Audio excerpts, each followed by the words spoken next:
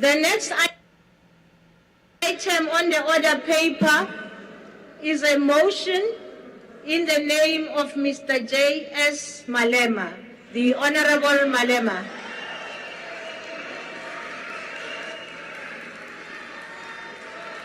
Creating a myth of anarchy and destruction. We salute you for your support, and we salute you, all protesters, for their discipline and commitment to peaceful protest.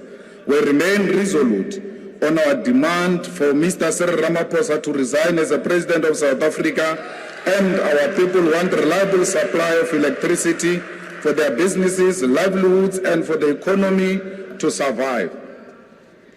The economic freedom fighters proved once more who is in charge in this country. When you said to business, is business as usual, open your shops, I said close. They closed. I'm in charge. I've got you by scrotum. There's nothing you can do, nothing. All of you combined. You can scream anyhow you want. Once more, I demonstrated to you black opposition, a white opposition with the ruling party combined. I'm in charge. And I want that to sink. You will tweet every day. You will call press conference every day. You will bring soldiers and police, because the men in charge said shut down South Africa, and it was shut down. Whether you like it or not, in your cocoons, you are admitting that when the president speaks, that is a motion of no confidence, by the way. When the president speaks and say, open, I will protect you, they say we can't trust you. They closed. Even this one of the dogs ran around everywhere saying, open, open, I'll protect you, but you never protect us any day. Why would you protect us today? They never listened to him. They closed. These ones ran to court and said, no, don't close, we have got an order, imaginary order. Cape Town, there won't be anything, don't close, we're in charge here. Cape Town is ours, Cape Town is white. They can't do anything in the white area. They said to them, the business of Cape Town, we can't trust you. They closed because they knew who to trust. The economic freedom fighters established a motion of no confidence against the Speaker of the National Assembly, Ms. Nosiviwe Mapisa Ngakula. We did this because it has become clear that we are dealing with an unrepentant delinquent who abuses her power and violates the rule of the National Assembly and the Constitution. What we saw on the 9th of February 2023, when the Speaker called members of this House animals and violated the Constitution and the rules of the National Assembly, when she allowed the police to invade Parliament and made it worse by calling on the security forces of South Africa to enter the chambers to intimidate peaceful members of Parliament, is not something that we can take light. When the National Assembly convened a sitting for the presidency budget vote delivered by Mr. Ramaphosa in June 2022, we fearlessly stood up to demand that the only director of Ntabanyoni estate tells the country where he got the US dollars that were stolen at Palapala farm.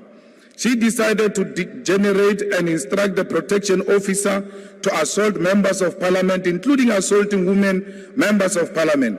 Women members of Parliament were also sexually assaulted because when they were being violently removed, beaten and pushed, their private parts were touched by men. We told the Speaker in the same sitting that this is happening, but she ignored us because her sole mandate is to protect Ramaphosa. Whenever Mr. Ramaphosa is being held accountable, she chooses violence. She chose to abuse her powers, violate the Constitution and the rules of the National Assembly. She is happy when we leave these chambers in the hands of men who are unashamed to violate women members of Parliament, touch our private parts and harass such that we end up in hospitals seeking medical treatment. It is this Speaker who denied the secret ballot vote on the establishment of the Section 89 Committee into Palapala Farm despite members being threatened with removal by the ruling party should they decide to vote with their conscience.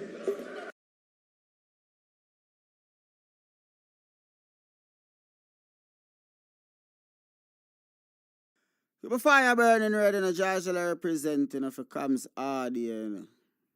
Big up Kidaki, Buxton massive. Hey Babylon boy, you going like Kams son. Red.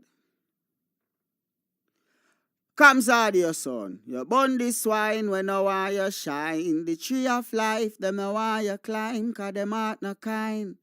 Kams I say them heart no kind. Buxton massive. Kidaki. Read that.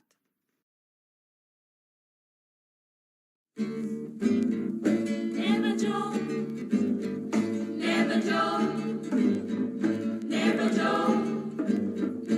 Oh, money, never money, never money, money, never money, money. Now know what you can even money, money, never money, never money, money, never money, money. You can keep your conniving money when you've been knocked for a bum. In a bill, tell me money. Now because your money done, you come with conniving money. When you had your pocket full, in a bill, tell me money. Now because your money done, you hustle for tell me money. Yes, money, never money, never money, money, never money, money. Now know what you conniving money. Neighbor, joker, neighbor, joker, neighbor, joker. That's all the money that me walk for. A 2 pound note and a guilder piece. A 2 pound note and a guilder piece. A 2 pound note and a guilder piece. That's all the money that me walk for. I said money, neighbor, money, neighbor, money, money, neighbor, money, money. Now I don't want you conniving money. Oh, Joseph. Guyana and Guyanese, at home and abroad. Tune in to Guyanese Morning Time, hosted by Kadaki Amsterdam, where the sun always shines. Guyanese Morning Time, the people call it Guyanese Morning Time. Rhythm, Guyanese Morning Time. Intelligence and knowledge run the front line. We go again, Guyanese Morning Time. The people call it Guyanese Morning Time. Rhythm, Guyanese Morning Time. Intelligence and knowledge run the front line. We go again. We rise up early morning watching Kams TV, where wisdom and knowledge, yes, it is the key. Exposing corruptions over land and sea, where the wicked politicians they try to trick me. Guyana is a land for everybody. With 6 races should live in harmony. Is one set of people getting aisle money. Is one set of people doing the thievery. Beep. Guyanese Morning Time. The people calling Guyanese Morning Time. Rhythm, Guyanese Morning Time. Intelligence and knowledge run the front line. We go again, Guyanese Morning Time. The people calling Guyanese Morning Time. Rhythm, Guyanese Morning Time. Intelligence and knowledge run the front line. We go again. This is a program that you all can see, sharing your views and your integrity. Like it, comment and share it all around. Pass it to your neighbor, safe and sound. A sad situation going on in this town. The voice of the people is getting trampled down. Out of the mouths of babes and sucklings, with Jah has ordained me to sing. I sing Guyanese Morning Time. The people calling Guyanese Morning Time. Rhythm, Guyanese Morning Time. Intelligence and knowledge run the front line. We go again, Guyanese Morning Time. The people calling Guyanese Morning Time. Rhythm, Guyanese Morning Time. Intelligence and knowledge run the front line. We go again, fooling the people. You're promoting evil. Stop lying to the people. You are a part of the cycle. Stop fooling people. promoting evil. Stop lying to the people. You are a part of the cycle. I say, Guyanese morning time. The people calling Guyanese morning time. Rhythm, Guyanese morning time. Intelligence and knowledge run the front line. We go again, Guyanese morning time. The people calling Guyanese morning time. Rhythm, Guyanese morning time. Intelligence and knowledge run the front line. We go again. They got Breakford, Bork and Mark Benchcop. David Hines and Kadaki Amsterdam. Sherrod Duncan, Nigel London. Normal Brown and Gavin Matthews. Big up Paslow Port People Governor. Simona Brooms, Robin Simpson. Hampton Green and Winston Jordan. And yes, we can go right on and on. Guyanese morning time. The people calling Guyanese morning time. Rhythm, Guyanese morning time. Intelligence and knowledge run the front line. We go again, Guyanese morning time. The people calling Guyanese morning time. Rhythm, Guyanese morning time. Intelligence and knowledge run the front line. We go again. The relatives and friends of young Quindon Bacchus, they deserve justice. The family, the relatives and friends of our in Boston, they deserve justice. The family, the relatives and friends of Peter Headley, they deserve justice. And so when we say that Guyana is an apartheid state, we have the evidence to show.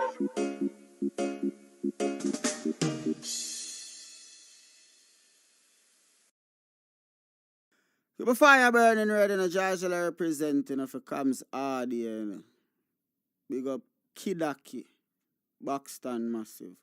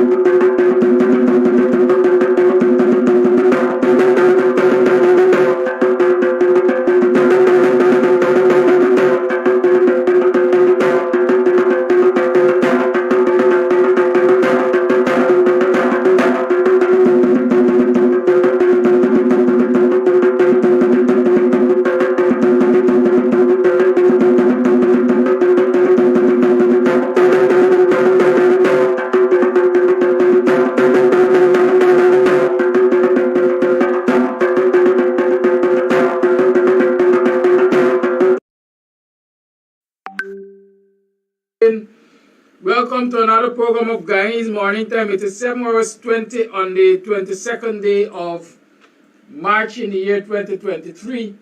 It is Wednesday. Yes, I got my day right. It is Wednesday. And we have Dr. David Hines in the house this morning. Has to stop across the border. And so welcome to the program. How are And you I'm not taking it like that. How was you yesterday? How you spent it yesterday? You make some money? Did you? Did you achieve those goals which were set? Did you manage to get yourself some rest last night? And are you re-energized, reinvigorated, and raging to go this morning? I hope you are. And I hope you remember that the WPS called for civil disobedience. Yes, do not obey this wicked and vindictive and corrupt cabal, this criminal cabal. Somebody said yesterday, criminal with a capital K. Right? Morning. There's some things we're going to talk about, but not today. Maybe tomorrow I will talk to you about what's happening with the Bank of Guyana reserves. They said the Bank of Guyana reserves can't sustain the country. Billions of dollars in overdraft. Remember, the Jagdeo and Irfan and all of them were saying when the coalition was in government that we are poor financial managers. Well, the coalition left money. Money, I think, adequate to cover 3 or 4 months of imports or whatever, however they measure it. But right now, we are in some serious deficits over at the Bank of Guyana. And we're going to talk about that. Right? We're going to talk about that. We're also going to talk about the human rights reports and things like that. But today's Dr. David Hines Day. Hey. Morning, Doc. How you do? You sound like you're muted, boy. Like cat got your tongue. Good morning. How you do? Fine, thanks. Okay, apart from doing fine, are you exuberant, as them young people say? You're feeling yourself? Well, one has to feel oneself if you are doing this type of work. Well, you know, a lot has been happening in this country and so on and so forth. I see the U.S., a lot of representatives of United States have been visiting Guyana recently. Is there any, you get a hint or so? It's why they're coming in those large numbers, man. Every day is another team.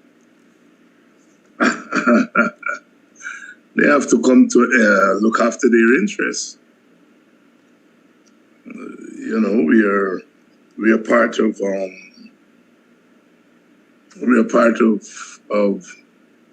the geopolitics.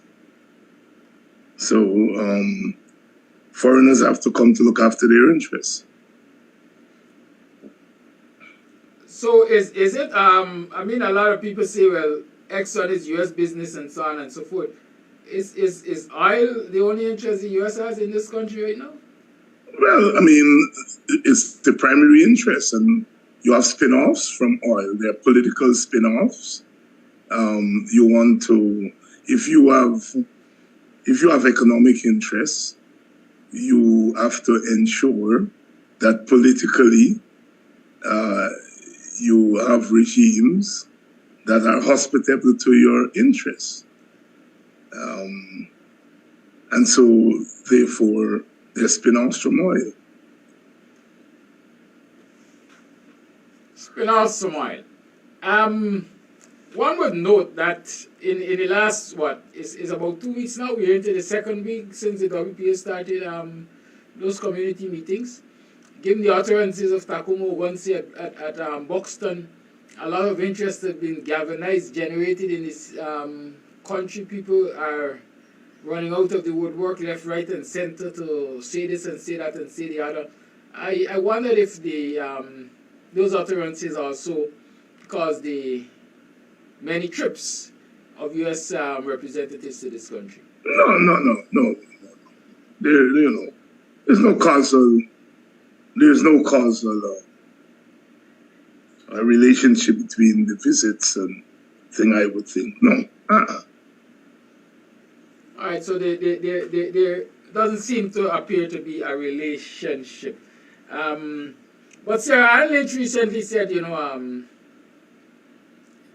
while she was hosting one of these visits, that the government has to do more. They can do more and they should do more for the people of Guyana. I would say it's not a first statement of that nature, but she's been saying that for me on several occasions, but we haven't seen the government doing more. The government is ignoring the U.S. ambassador? Well, I don't think they're ignoring the U.S. ambassador. I think there are forces other than the U.S. and the government. You have the opposition. You have civil society. So there are other forces that have to come together. If the U.S. is saying that they have to do more, that is as far as the U.S. is prepared to go right now. They want to make sure that the government is stable. So they are not, the U.S. is not going to destabilize the government. If, you know, lots of Guyanese seem to think, but the U.S. is not going to destabilize the government, even if they don't like the government. Because when you have investments of the nature that the U.S. have, you always want stability. And so therefore you might not like a government, but you'll ensure that the government is stable, because instability threatens your investment. For the U.S. to go further than it's going, the other forces in the society have to push the envelope. Civil society, the opposition political parties, they're the ones who have to push the U.S. to do more. The U.S. is, like I said, they've gone as far as they feel they should go. And it's up to the other forces in the society. It's up to the other forces in the society. And WPA itself is proven to be a force. The 4-man, 5-man party has apparently risen, or certainly caused a lot of people to rise and come out of the woodwork. Apart from all of these statements of left, right, and center, the PPP is going to Victoria following a meeting that we had in Victoria on Sunday. They are going Saturday, 1 week later. What do you make of that? We are not surprised at all. We are not surprised at all. I think what our society is seeing is really politics in action. And teaching our people, you know, in a real way, how politics evolve in societies like ours. There are myths about all societies, and there are myths about Guyana. You know, we talk about small parties and big parties in Guyana. Probably we're the only country that use that word small. In other societies, they talk about independent political parties, you know, but they don't use the word small. And Guyana is the only place that we use the word small. And so when you use the word small, then you take away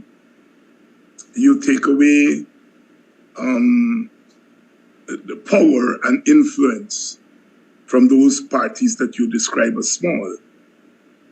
And you then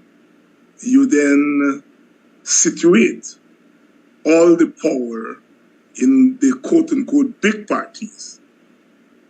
See, when you do that, what you are in fact doing is tying yourself.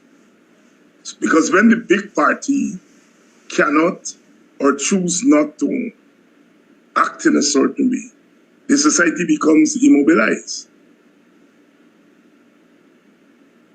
We have to begin to change our narrative and our vocabulary around political forces.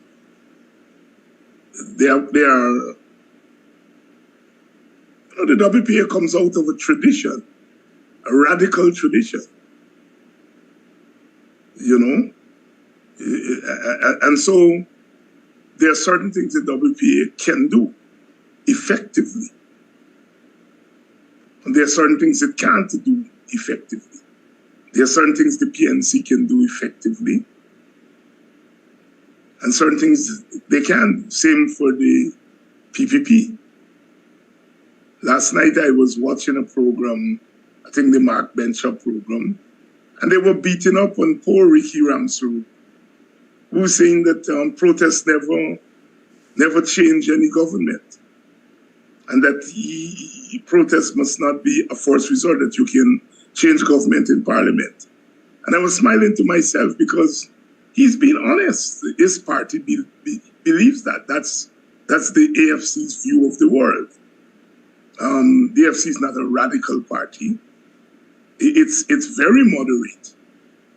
And what the brother was doing was expressing that moderation. The AFC has its role. It's a moderate, they call themselves liberal democratic party. And you're never going to find them out on the road protesting and facing down the government and so on. No. They're moderate.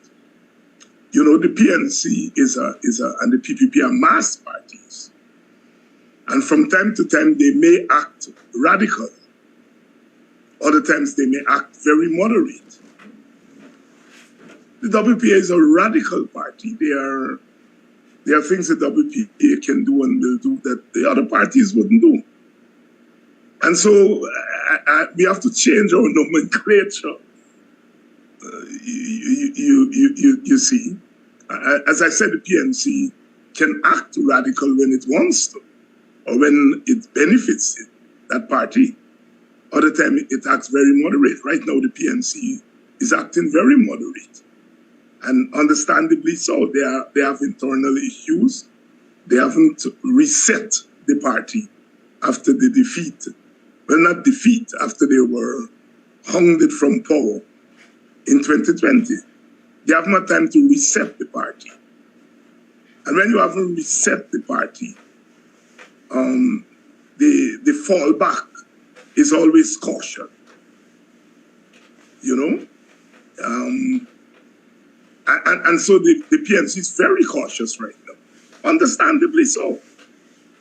But because in Guyana we are into this business of big parties, when the PNC is cautious, we are expecting it to act radical. And those parties don't operate like that. If the radical wing of the party tries to act radical, there's always the moderate wing which will try to pull it back. You know, until the different wings of the party agree on a thrust for the party will always act moderate and cautious. And it means, therefore, as the PPP continues its rampage, the PPP has radicalized the opposition supporters. And so the opposition supporters are looking for a radical response from their party. Let me go over that. The PPP, by pushing the envelope, taking up all the political space, harassing opposition supporters,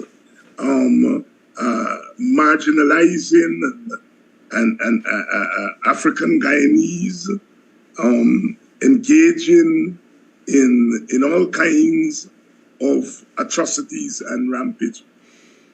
You radicalize the target community. And so right now, opposition supporters are very radicalized. And they're looking to the party that they voted for, the big party, for a radical response. And that radical response is not forthcoming. And I explained why just. And when you are in that situation, and you have a radical party in the country, it's a radical party that has to step in. And that is exactly what the WPA did. The WPA is tailor-made for this kind of situation. One, it is not wedded. WPA is not wedded solely to elections as a form of change. That's one thing about radical parties. They see other forms of change, other ways and means of bringing about change, other than elections. And so therefore, such a party can do what the WPA did the other day. Secondly, there is a kind of, some may call it fearlessness. You know, that may not be a very accurate term, but it's close to accurate. That comes out of the ranks of a radical party. And so it is not surprising that after 3 years of pounding and pounding and pounding on people, beating up people, taking advantage of people, that's not sustainable in any society. No government does what the PPP does forever. No government. Because like I said, as you're on the rampage, you're radicalizing the opposition, and the opposition will then act and put a brake on what you're doing. But the PPP seems to believe, because the PNC is not willing to act, that nobody else, no other party would act, and they were caught flat-footed with the WPA's action. And you can tell they were caught flat-footed. They all of them, from the head of state, the head of the army, on the first day, the morning after. That is not normal. It means that they are panicking. And one of my mentors weeks ago, maybe a couple of months ago, told me, David, my experience in politics tells me that the PPP will choke. They are moving too fast and reckless. And I think I shared that with you in one of our conversations. I shared that with you, right? And so because they felt that they were invincible, when the WPA acted and spoke, they were taken by surprise. Frederick Douglass, the African-American freedom fighter, he was born a slave. And he recounted that one day the master was about to whip him. And as the master raised his whip to whip him, he raised his hand to hit back the master. And the master was surprised. No slave raises his hand back at the master. And so the master's whip was left in suspension. And the theory that you develop around that is that sometimes you don't have to use force. You use what is called the threat of force, not force. And the threat of force can be as effective as force, especially when those who have power and authority don't expect it. And all the statements you see coming from the government side, they're not reading what Ogunse said. We have found that out. Those who have read it, they're not interested in what he said. What you see with all those statements is panic. The PPP has panicked. And it's a signal to all its supporters, either directly or indirectly, that you all have to respond. They've panicked. Governments panic when they don't know what is coming next. If you have a guerrilla army in the hills and you strike a blow, the government knows what is coming because they know that you have a guerrilla army in the hills. But when you don't have a guerrilla army in the hills, and you act in a guerrilla way, because that's what the WPA did. We acted like guerrillas. But because we don't have an army in the hill or an army somewhere with guns and so on, the government doesn't know what is coming next. And the worst thing for a government is when you put the onus in the hands of people. They don't know what will happen in Corriverton. They don't know what will happen in Timeri. They don't know what will happen in Den Amstel. Again, I say, if you had an army in the hills, they will know. It's predictable. They know where the adversary is. But when you ambush them, as we did, and you put the onus in the hands of the people and say civil disobedience and non-cooperation, they don't know where to turn, where next to turn. So their response is what is called a panic response. And that happens when a government behaves the way they behave. You beating people, beating people, beating people, beating people. And then one day, somebody raises their hand to hit you back. And you don't know what to do because you're the beater. And the beater does not expect to be beaten. And so what we have seen in the last couple of weeks by the WPA is really deep politics. Very deep politics. And I don't think even our supporters recognize what is happening right now. The Norton that they've been cussing, they try to get him to if Norton had condemned the WPA, the government would have been emboldened to move in a vicious way. But they didn't get that from Norton. And we have to understand it. We have to understand how politics work. They didn't get that from Norton. Had they gotten that from Norton, they would have moved on the rampage. Because they would have been doing so with the support of the PNC. So it's really serious politics that have taken place. I mean, when historians look back on this period, that moment in Buxton would be a defining moment. We don't know what's going to happen next week. We don't know what is going to happen next month.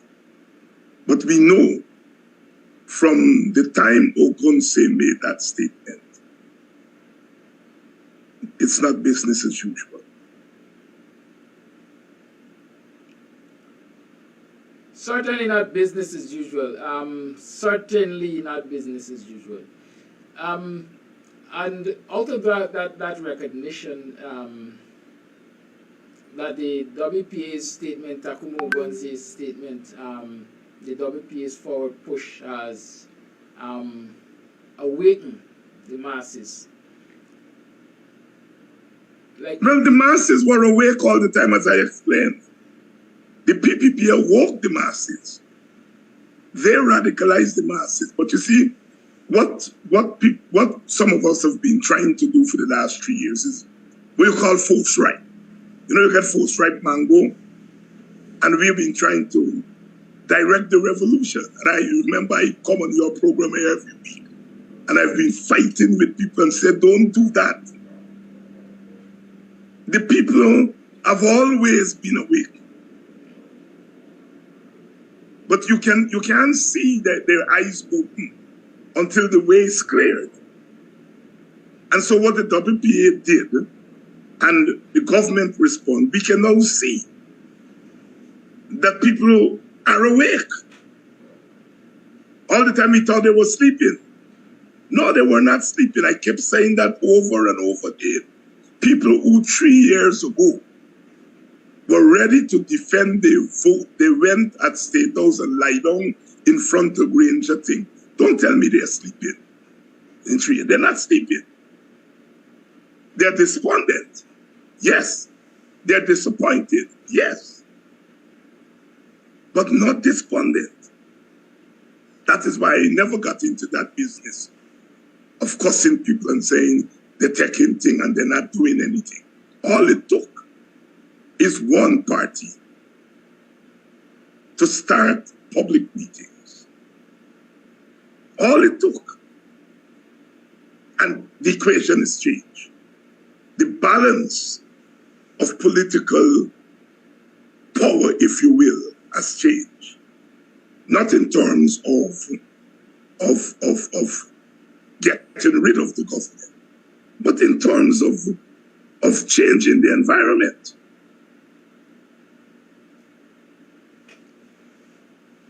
The government had to deny permission for a march yesterday.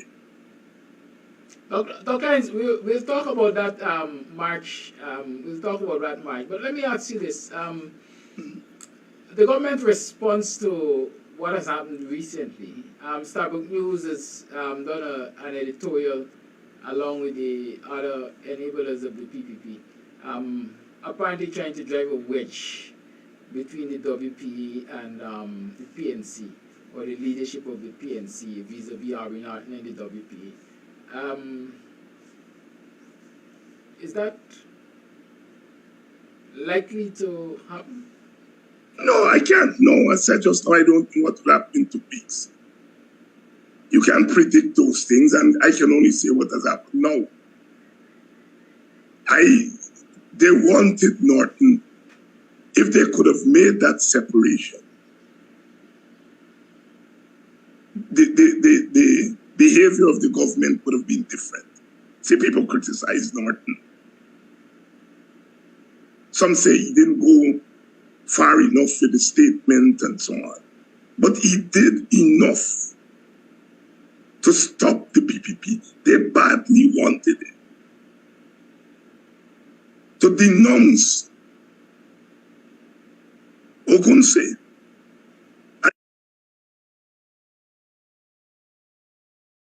Because Ogunse is reflecting the sentiment of the supporters. I was in Atlanta the other day there, and I said we are not trying for a military coup. And that is true. We don't want a military coup. And people in the audience left of us as leaders goes back to your thing about people being awake, you know. So here I was saying, we're not looking for a military coup. We're not looking for the army and the police to fight with me. And people are saying, why not? They're asking, loud in the audience. They weren't hostile to me. What I'm demonstrating is where our supporters are and where we are.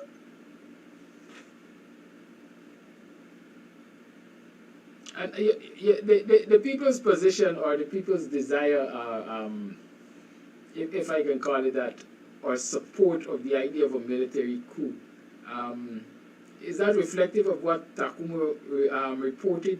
No. Listen, no. Get it? I think you answered before I finish the statement. So I'm repeating. Okay, go ahead. The people's desire, or the people's expression about a military coup, is that reflective of what Dr. Hines Takuma reported the diplomat said to him some years ago? No. That thing about that expression that I described there yesterday is reflective of how radicalized our supporters have become. That's all. If you try to read more into it, you get into trouble. It is a reflection. They themselves may not be in favor of a military coup. I don't think they are. But their response to what I said is reflective of their radicalization. They may not want a military coup. They might, if you get down and talk to them, you'll find out that they don't necessarily support the military coup, but it's a reflection of how radicalized they are, that they can imagine a military coup. They're imagining in the state of frustration and despondency, they can imagine a military coup. And that's the most you can read into it. Very well. With what has been happening, a lot of people are quote unquote getting ahead of themselves and saying, listen, WPA for the elections. And I agree with them. Why shouldn't the WPA for the elections? Political parties, if their stance is in line where people are, with where people will express their support. People will express their support, and if people feel WPA should contest, insofar as I know, we will contest the next election, either separately or with parties in the opposition. We don't know what we'll do. We intend to contest the election. We have already chosen our presidential candidate, and we will contest the election. But note what we have said. We, from between now and whenever the elections are called, we are walking on two legs. We are stopping the PPP from beating up on black people. No, they must stop now. No, you can't wait on the election for that. And the other leg is that we are fighting for a clean voters list, biometrics and everything that will make the election an election in which the field is level, the playing field is level. The electoral playing field is not level now. And so yes, WPA will contest the election. As I said, we have chosen our presidential candidate already. But we are not going to contest any election. The playing field has to be as level as we can get it, so that each party has a chance, has an equal chance. All the parties have an equal chance. And we haven't decided yet whether we are going to contest separately or we're going to contest with opposition forces. But yes, we are going to contest the elections, and we welcome support, because you don't contest election just for the joke of it. We want votes. We want votes. It is known that Dr. Hines, sorry, this is how these conversations go, you know. We want votes, we want support. The Guyana political scape is one which I believe, I don't know if it's peculiar to Guyana, but people support personalities.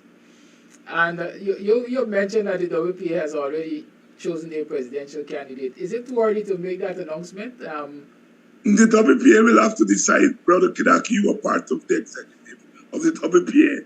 The WPA will have to decide when it's the opportune time to make their announcement. It's just a year from election. The WPA will decide that when neither you nor I are at liberty. The party hasn't given us permission to make a declaration. Sandra Jones says she wants me for president. All right. We'll take that message. Thank you, Sandra. And Sherwin and so on and so forth. Let's talk about that discrimination on anti-racial discrimination day. Robin Simon, representative of the PNC, applied for permission to march along the East Coast, from East Coast to Georgetown, and then that distance was adjusted, I understand, to Plaisance, to highlight first and foremost that the people charging Golden Grove are not terrorists, and secondly, perhaps the level of discrimination that is taking place in the society. As she exhibited the letter of response yesterday, she applied, I think, on the 15th. And the letter that denied her application, or denied her permission, was dated the 17th, 2 days after, when she was actually trying to carry out, quote-unquote, instructions given to her by the regional commander. Was this a political decision? And of course it was a political decision. Why?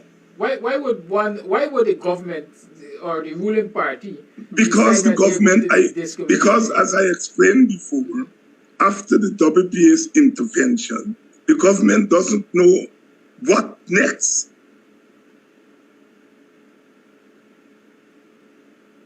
They're afraid of a march. And in that sense, we have won.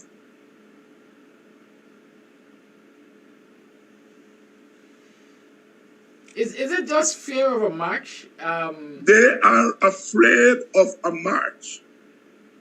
And they use their power to stop the march.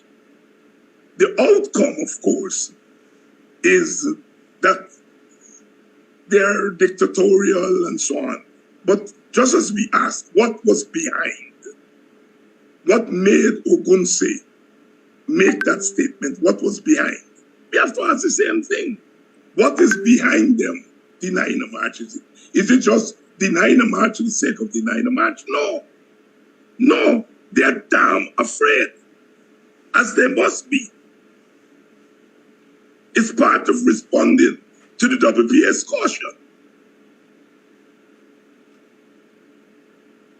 They would have been glad for that march. And they put some agent provocateurs and do what they always do. They dare not risk that now. See, we have to understand when we are winning, they dare not risk that now. And without agent provocateurs in the march, they don't know what. First of all, the march will embarrass them. It will say to the world, look, the demonstrating the discrimination here. They don't want people to see. They don't want America and all their friends and other foreign people to see the march. They're afraid.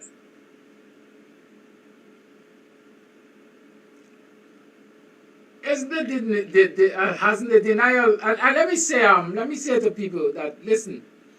Despite the denial of that permission to march, we are winning. We're still winning, because despite not granting the permission to march, I guess in response to the civil disobedience call, the state barricaded Coffee heavily yesterday, Square of the Revolution. I am saying again, Brother Kedaki, when the history of this period is written, that meeting in Buxton, hosted by the Working People's Alliance, would mark a defining moment. Sometimes we don't see the gravity of something now because we are very close to it. It's happening in real time. But in time we will notice. The PPP has to act differently, and they've already begun to act differently. Will they stop their rampage? No. They will look to find other ways to do the same thing. But they cannot do it the same way they have been doing it, because we have stopped them in their tracks, as we would say in Guyanese parlance. So that fear is bringing benefits to the citizens. No, I don't know that. You're asking me to be an Obeah man. But guys, I don't know. I can only tell you what is. And I always tell young politicians. I always tell young politicians, don't get ahead of the game. Stay behind so that you can see in front of you. If you get ahead of the game, you have to have eyes behind your head. Stay with the game, or stay behind the game so that you can see. Let me restructure. When the WP acted, when we did those their protests, particularly when we did the Buxton their protest, I think it was July 4th last year. The PPP sent a whole barrage of ministers to Buxton. On the same day, as a matter of fact, that we were protesting, they decided that they were going to come to Buxton in competition. Sunday last, we were at Victoria. A barrage of ministers are going, or government representatives are going to Victoria on Saturday. I asked the question whether or not our responses to what the government has been doing is bringing benefits to the people, because we see them responding in these ways. Despite the fact that we know there were several promises made to Buxton last year that have not been fulfilled. There were promises made to Golden Grove by the same person who is leading the team, Mark Phillips, when there was that issue at Golden Grove. And so what really Victorians perhaps can expect, or should Victorians, as people say, go? Kiraki, I don't know. The PPP is not going there to help Victorians or to give them benefits. The PPP is going there as a defensive move. They are playing defensive now. The last time we had our thing in Buxton, they went there the same day. They weren't playing defense. They were on offense at Buxton. In Victoria, they're now playing defense.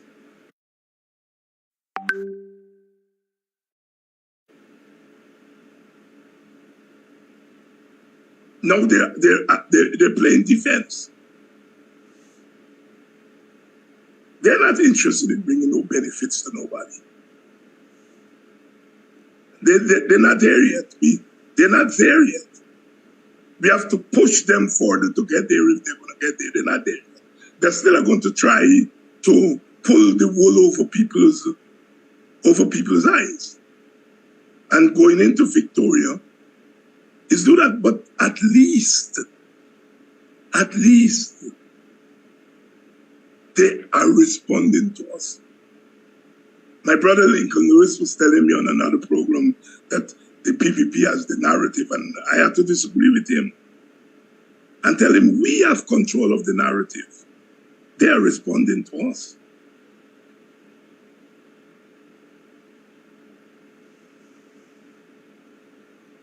You see, you have to understand, You have to understand that the conditions have changed, partly through technology. We are holding a public meeting right now. Tonight, on Politics 101, we'll be holding another public meeting. And the AFC is holding a public meeting through Sherrod. And Mark Benchop is going to hold a public meeting later. You have to understand how the conditions have changed. And the government is not just responding to 75 or 100 people at a public meeting. They have to respond also to the thousands in Guyana and out of Guyana who are at that public meeting.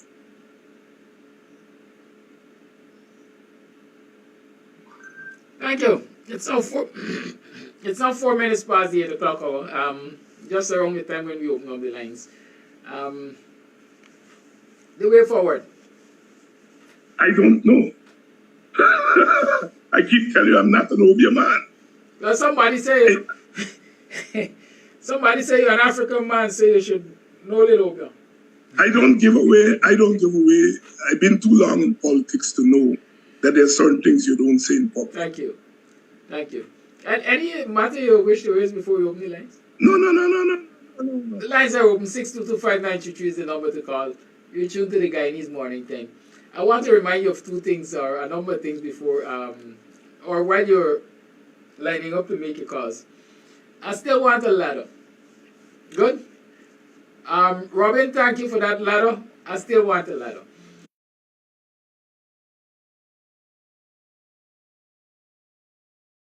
come, right? A lot of these things are going to return as benefits to the community and the children especially that I do the feeding program with. Good? So don't be selfish now. Support the struggle. We are struggle from all fronts and we also have to empower people. The other thing is on Saturday, let me ensure I get that date right. On Saturday, there's a group in Buxton, what do they call it? An incubator, a business incubator that has a market day. Yes, they have a market day at the Buxton market area and you're asked to support it. I'm trying to get it prior. Yes, yes, the Small Business Expo 2023, Buxton Friendship, Entrepreneurship and Sustainable Community Development Group and the Buxton Falls NDC presents Small Business Expo 2023. Farmers, agro-processors, service providers, local vendors, meat, beauty, health, wine, fashion, among other things will be on display there. It's the 25th to the 26th. So it's a 2-day event on the Buxton Line Top in the area, in the vicinity of the Market Square. It starts at 6 o'clock, so please support. Call A Live, thank you for holding. Good morning, gentlemen. It's good that I have both of you on the show. Kadaki, I know your size. Dr. Hines, I need your size. Kadaki, you know what I'm talking about. All right? Yes, Dr. Hines, we will respond to you after the program. Yeah, let's be so public with these things, man. No, there have been no besides a shoe, pencil size, there have been no sport size, all right?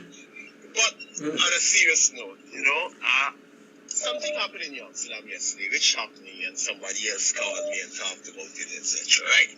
And we were talking, and then I had a discussion with some people in the diaspora, and the response I get from the people in the diaspora made me do something, right?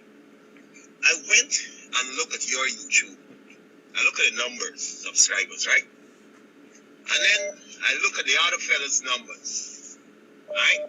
I was like, wow, and the person and I were talking about unity and strength, right? And when I listen to our people over here, a lot of them just don't care about what's going on there. They think that they're living here and they're living the life and everything is nice and dandy. And they just don't care. But the other people have people here because the numbers that I look at could never be from Guyana, right?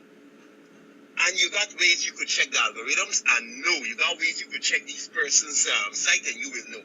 The numbers here are people from here on the other people's side. And those people don't ever go home. But they support. You know, if you fellas hit 20,000 subscribers and 20,000 ears, we now pass on back that information to people home. Mountains that we could move. But it is sad to see, how our people are responding. It is sad to see it. And we gotta get up. We gotta do something, bro. As I tell a friend, seriously, I got no kind of people home there that really needs help. But I cannot be selfish in it because I have friends who has kids who come up later on. Right? And they will feel the pressure of what's going on here. But our people, we need a lot of work to do with our people. In and out. In the country and out of the country. But we can't give up. So that's my take. Thank you for your call. Call A Live, good morning. Morning, boy. Morning. Morning, neighbor, morning. Morning, Dr. Hines, pleasant good morning, big brother, good morning. Good morning to you, brother. When we notice, Dr. Hines, Dr. Hines, you unleash a BAT, not only on Brother Kadaki, but on all the listeners. If you understand what is the BAT, the beat and teach, you just unleash. And there was so, like them old-time teacher that you can't go home and tell your mother that a teacher like like Dr. Hines beat you because more licks you get. Because you have to be, you gotta listen and think. Brother Kadaki, I want forward back something on you, but let give you this piece here, so. And it's because of the beat and teach, because I collect some of the beat and teach just now. You understand? Here it is. In South Africa, because and this is what Brother Hines say. You understand? The apartheid regime radicalized the people in South Africa so much. You understand? That it caused emergence of the likes of rename Silo Molino. Yes. Julius Molino. It bring up people like them. You understand? The other day, they had a whole march, day 4 years or something, in South Africa. You understand? The thing about out to the march, because here with the government side being saying that, it's like they're trying to say in a nutshell that he achieved nothing. And so, but when you check through it, the cars reach through to everybody because shops closed, don't mind people and come out, but people didn't come out as was expected, but people stay home. And you bring out, but then the message reach across because the way thing happening, the government start getting on the foot and the gun in this neighborhood, the neighborhood telling you what they're going to do and all them kind of thing. Forward to Guyana. No. They said that the WPA is 3 or 4 old men that been going on and them kind of things. So what they do is like, we ain't got time with them. Let it try it and them thing.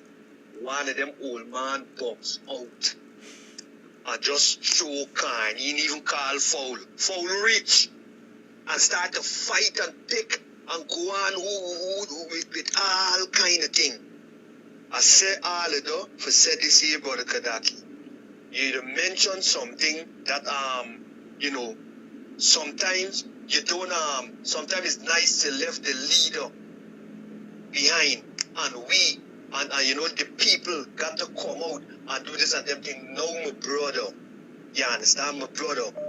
Isn't it leadership that put the PPP, leadership in the WPA that put the PPP in the position with it? No, it's not leadership, and it's not the lack of leadership making the people that the PPP, the opposition supporters, them, the poor people, them, even they people that they marginalize, not victimizing, it's not they cause them to be radicalized, and it's not them, according to what Dr. Hines was saying just now.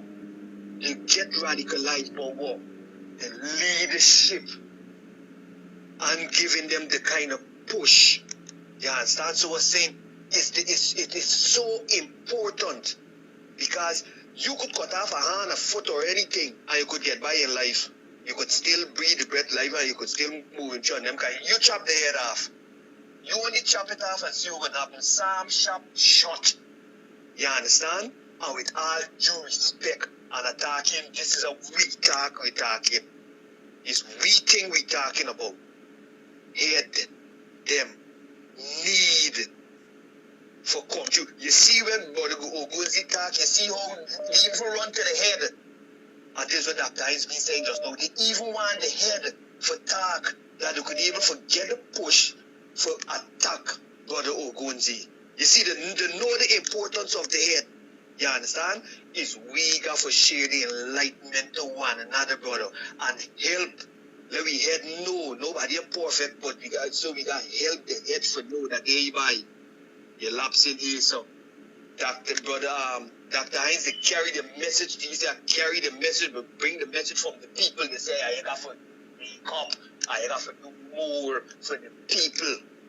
You understand? We got to get more from the head, my brother. It is important. We got to get more from the head. The body can't stand up without the head. It is important. This will make the EFF is such a vibrant party, and it's the third biggest party in South Africa, and they're wreaking havoc inside of there. More than the DA, they're wreaking havoc inside there because of who? Julius Silo Molina. Have a good day, my brother. Have a good day. We got to talk to you people then. Blessed. Call live, good morning. Yes, good morning to you, both of you guys, and to all my black brothers and sisters over there. Mr. David, I must thank you very much for the good works that you did in Atlanta. At least you represent me. Let me give this piece of problem, Mr. David and Mr. Amsterdam. Rice in the pot don't be the same rice where you take it out and put it on the plate. There's a piece of parable. And I want to ask Mr. David this question, because my grandmother teach me I must look, listen, learn, and then talk. Are you saying this morning that you're not going to be a coalition with the PNC? To my understanding, yes? No, we are not. That's not what I'm saying. I'm saying, you know, 40%. The WP and the other parties can get or remain the same as it is now. The WPA will have to go into a coalition. We know we're not going into no coalition with the PPP. As now, I can tell you that frankly, we're not going into any coalition with the PPP. So that, of course, leaves the PNC and other opposition parties, right?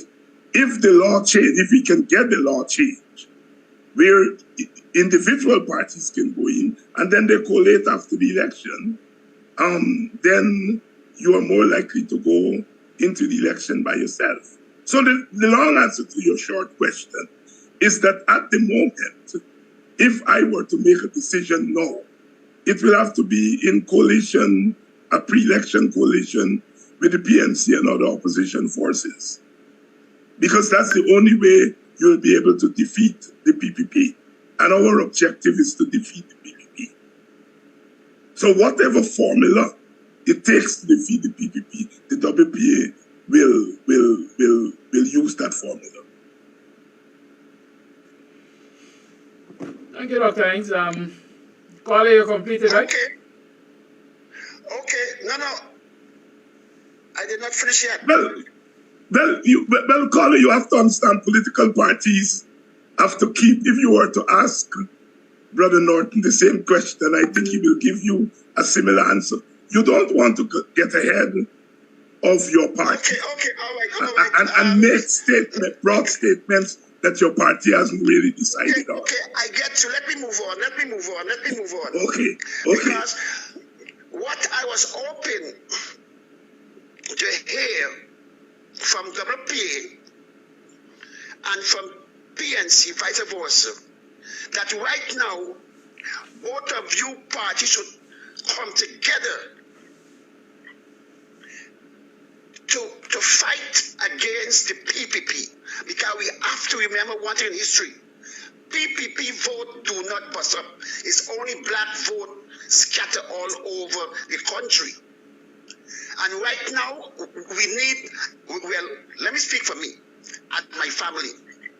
We need both of you guys to come together, sit down at the table and say, look, we will march together right now. Forget these people, them out that our people and our children can survive. Because if you get 40,000 votes, PNC get 30 or 35, and AFC the ones I get another 25, it would not meet up the 217 vote where the coalition get 2020, and PPP will still have inside. So to the end of the day, PPP will still win. If all of you go one side, and then we will still live in the punishment. That is my point today. I would hope and glad that both of you guys, what they always say, it is not too late to do the right thing. If both of you guys, Mr. Arbinat and you, and sit down and reason out and bring these two powerful parties together, because back in the days, I grew up watching you as a strong young politician. It was you for WPA, Arbinat, Carbon, and Hampton Green. You was a fighting force for those two parties. And I enjoy being a politician, and I love it. And I'm glad if any time I could hear that you and Arbinat come to the table and sit down and roll that ball and take us out of poverty. Don't let them tell us again in Parliament what you guys do for your people. I will talk off or left off to tomorrow. That is what Flash Garden want to hear. You and Mr. Arbin, that the two parties come together. Forget about Ramzatan. Ramzatan is a pathway for put back PPP in office when they last. Because Ramzatan, repeat this, say, Ramzatan, when he gave Chawandas the job, Chawandas tell him, I cannot take the job. He said, why? Because I have Canadian citizen. He said, don't worry with that. Both parties have other people sitting there without citizenship. Now, he know the Constitution. He born before me, went to school before me. And he allowed that crookedness to happen upon Jat. And that's why Chawandas representing say yes. So he involved Kidaki. to make Chawandas say yes, to put black Hey, people into this Babylon boy, I dangerous situation. I don't trust Ramzatan anymore. Thank you for your time. Kams Tv, and I understand Bun this wine when no one explanation. shine. The tree of And thank you life, for them no one explanation too. climb. Them But out no like climb. Flash Garden said, Kams I would say them love out you no two parties to kind. come together and sit down Buxton and Kidaki, read that. Oh, one more, hold on, one more. Keep a fire burning, Reggie.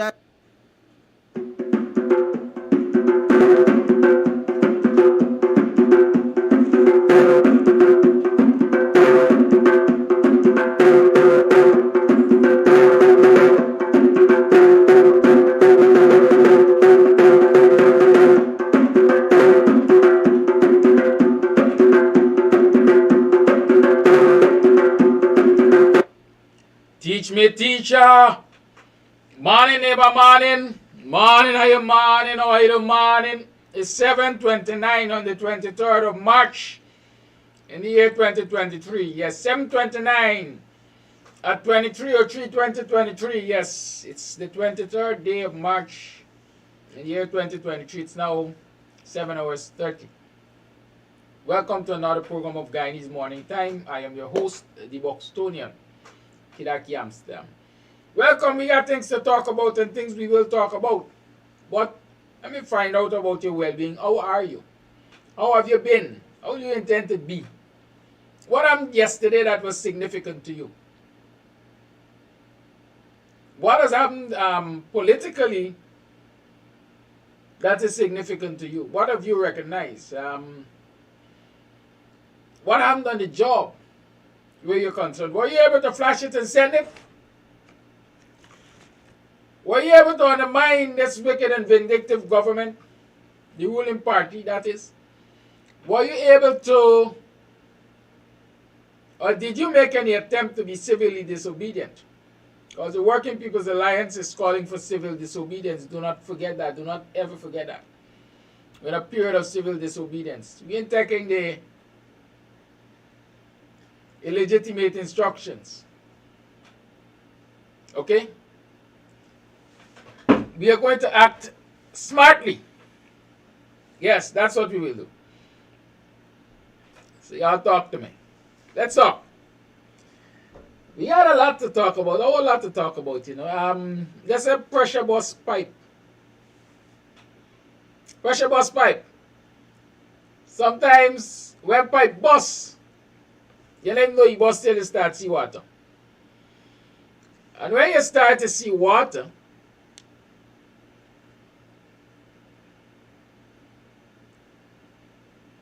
it's not where the water coming from. or where it is exiting, it necessarily originated from. So sometimes they got to tear up a whole room to find where the leak is. You have to tear up an entire wall to find where the leak is. A whole ceiling you got to pull down to find where this leak coming from.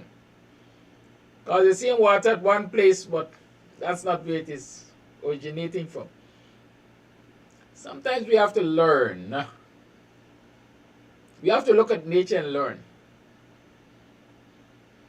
I saw on one of these apps the other day, I think it was the Chinese, that were trying to determine or model the most efficient route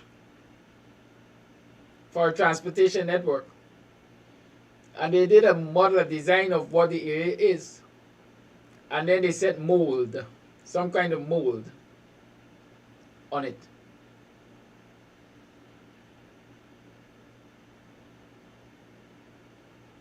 And within a matter of days, the mold mimicked the transportation route. Most efficient. So sometimes we have to look at nature to learn how to behave.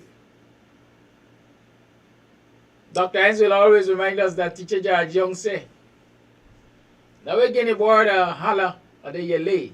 In other words, not where the noise is, the action is.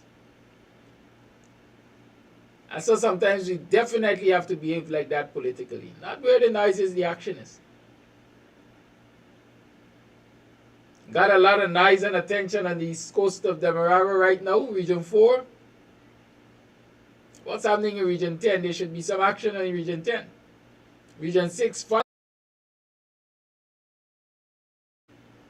That's where the oppressors are focusing. Region 4. What are you doing in the other regions? Right? Understand that.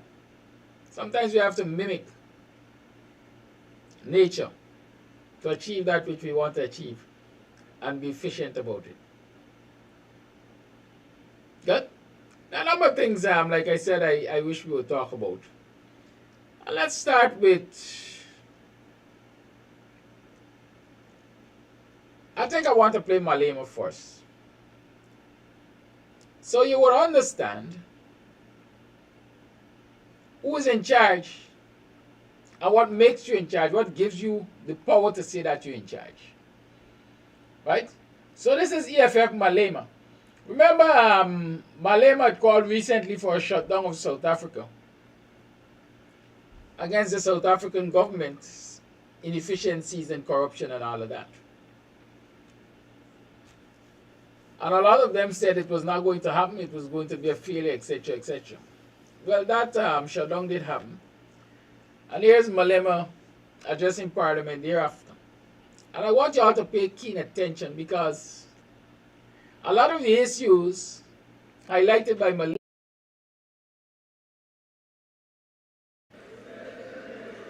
The next item on the order paper is a motion in the name of Mr. J.S. Malema, the Honorable Malema.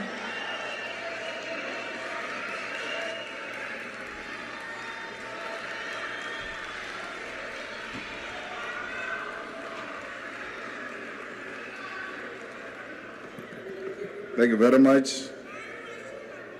Deputy President of the EFF and the leadership of the EFF, the people of South Africa,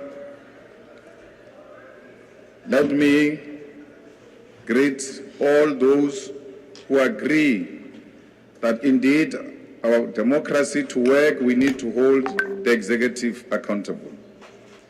People of South Africa, let me begin by extending our deepest gratitude for the massive support shown for the national shutdown, which was held on the 20th of March 2023. The 20th to be superior to that of the President of South Africa and his entire cabinet combined by partaking in the shutdown because you cannot trust anything he and his government says. Moving ruling that major industries that uses electricity were not chose to attempt to divert and dilute its message by creating a myth of anarchy and destruction. We salute you for your support, and we salute you, all protesters.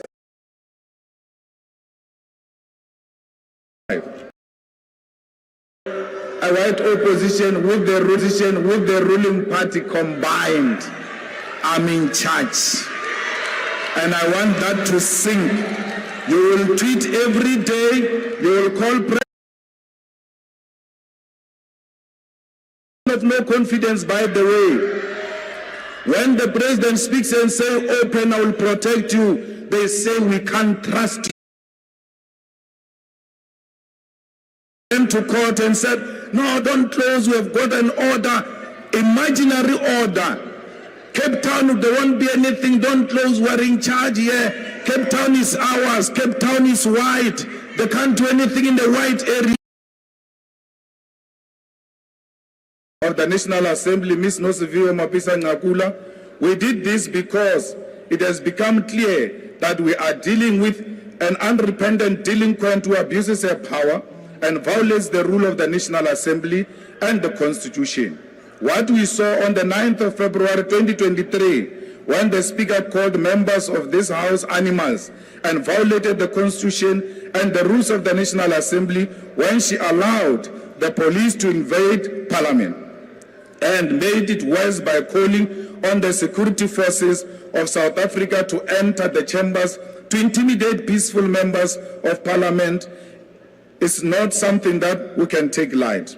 When the National Assembly convened a sitting for the presidency budget vote delivered by Mr. Ramaphosa in June 2022, we fearlessly stood up to demand that the only director of Ntabanyoni Estate tells the country where he got the US dollars that were stolen at Palapala Farm. She decided to generate and instruct the protection officer to assault members of Parliament, including assaulting women members of Parliament. Women members of Parliament were also sexually assaulted because when they were being violently removed, beaten and pushed, their private parts were touched by men. We told the Speaker in the same sitting that this is happening, but she ignored us because her sole mandate is to protect Ramaphosa. Whenever Mr. Ramaphosa is being held accountable, she chooses violence. She chose to abuse her powers, violate the Constitution and the rules of the National Assembly.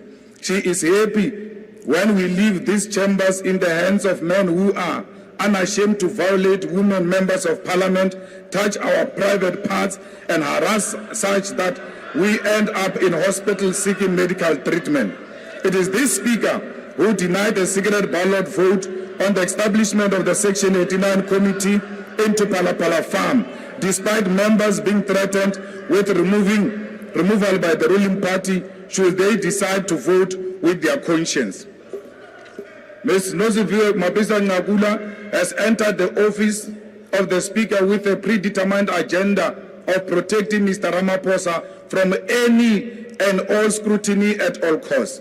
She has degenerated this Parliament into a place of violence, censorship, and an arena where the Constitution is disrespected and violated. She has no shame that women were sexually assaulted under her watch as a female Speaker. Mrs. Mapisa Ngakula is a mistake of history and a step backwards for women leadership in this country. As the EFF, we table this motion of no confidence in the Speaker because under her, the gains of our democracy are being reversed at a rapid rate. If she is to continue as a Speaker, then the ruling party and its president will continue to loot state resources, launder money, evade tax, and violate the Constitution without any accountability. Her lack of tolerance for African opposition in this Parliament is not acceptable and reaffirms to us that she is the Speaker of a puppet government that suffers from a severe inferiority complex. As the EFF, we have long withdrawn any respect that they have offered to her, and this was made final when she resorted to calling democratically elected African members of parliament animals. She will go down the same empty path of her predecessor, Ms. Baleka Mbete, who is now in the dustbin of history for the same conduct she's exhibiting in this 6th democratically parliament. There is no future, there is no legacy, and there is no honor in defending corruption. And Mrs. Nosiviwe Mapisa Ngakula will learn this harsh lesson when we remove her political party from power in 2024. She will be remembered as an instrument of corruption, violence, and the descent of this parliament into heaven for dictatorship who deploy the military to suppress peaceful protest. Ms. Nosiviwe Ngakula is a tool for a president who has failed to lead South Africa and is fast taking this country towards collapse. She is nothing but a puppet whose legacy will be enhancing the sexual assault of women and enabling corruption and crushing the voices of accountability in parliament. Like a handler, she must be removed, and she must be removed now. Thank you.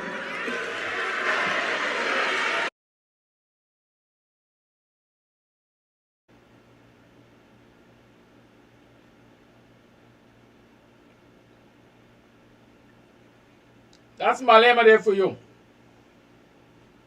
You recognize any similarities? You're not let's move to the front of the class. You're not say like they got a Nadir in the Parliament of South Africa.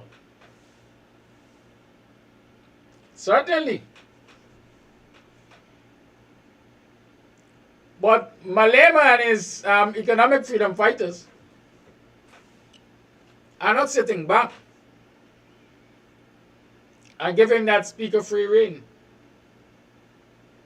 They've actually filed a no confidence against her motion. But outside of that no confidence motion, Malema and the EFF having called for the day of shutdown, for which they got no permission. The government granted no permission, the government withheld permission, whatever, and was intent on using the military and so on to coerce, bully people who wanted to participate. Malema said, listen, the military must do the military work. You're all politicians. You're not politicians. We are not going out there to create mayhem and madness. We are going out there for legitimate protest against load shedding and stuff like that. Corruption in government. Oppression.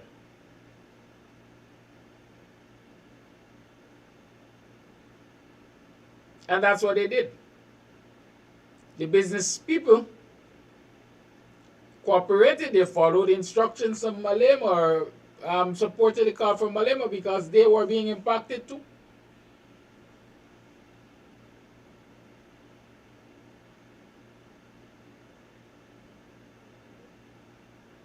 There are a lot of people saying we want a Malema here, but I think sometimes, quote unquote, before reminded, y'all like look too far. There are people here with the gumption to call for shutdown. There are people here with the gumption to call for protests. What we don't see are the numbers.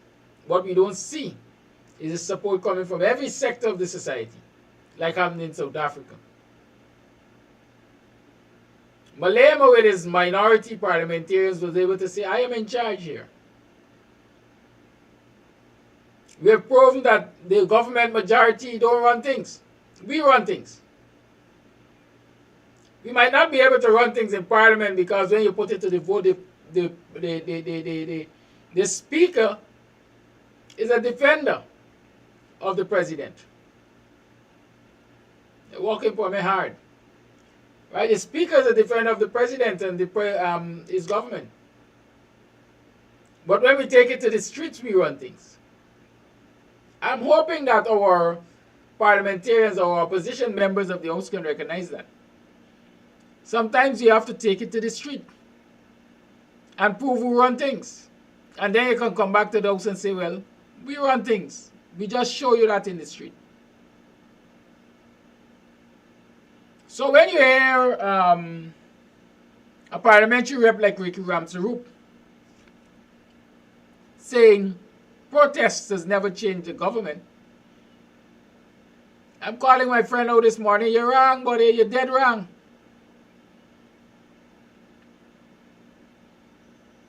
Protests have changed governments across the world, more so in Guyana. Protesters not only take into the streets and march up and down and holler, this body must go and that body must go. There are different forms of protests. Some are clandestine, others are open warfare. But protests have changed governments across the world. And Guyana can be no different. Guyana, as a matter of fact, is no different because when the Working People's Alliance and other political parties in the 80s, 90s were fighting against the PNC and so on through the Guard movement and all kinds of configurations, they were actually protesting. And it resulted in the presence of Jimmy Carter in 92, I think. And that election, the PPP claimed that they returned democracy. PPP didn't return democracy in 92. If anybody who can say that they brought back democracy in 92, it had to be Desmond Knight. He was the president. He was the sitting president. He didn't have to agree to a word or a line. Yes, the constraints would have been there. Sanctions would have been there, but he didn't have to agree to a line. So anybody who returned democracy, if democracy is really returned to this country, would have been Desmond Knight, who has killed democracy once more. That's the PPP. That's the PPP. People can't protest freely in the streets. They get arrested on all kinds of trumped up charges. They get shot at with pellets and live rounds and rubber bullets and all kinds of things. That's not how democracy operates. Did you hear anybody who was shot in this shutdown that Malema got? That's not how democracy operates. So anybody who killed democracy in this country is the PPP, at least in this era. Activists applying for permission to march on International Day Against Racial Discrimination has been refused that permission. That's not a democracy.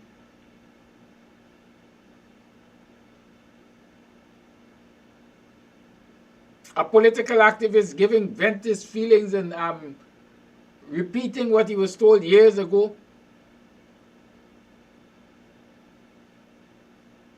and saying that the military should turn its gun in the right direction, being threatened with arrest and charges for treason and all. That's not democracy. A speaker that does not allow anything from the parliamentarians who represent 750,000, is that it? Who represent more than 217,000 people in parliament, are not allowed to function. That is not democracy.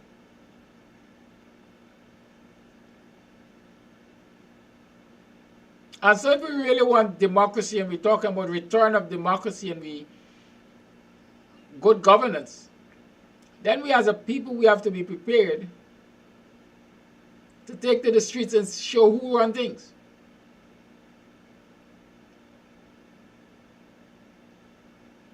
That's what we have to do, take to the streets and show who run things. And so our parliamentarians, maybe even once a month, have to understand that they can take to the streets too.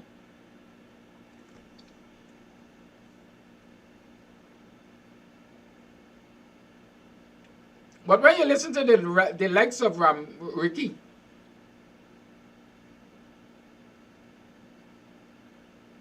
you don't have to wonder. You don't have to wonder Because it would appear as though it's the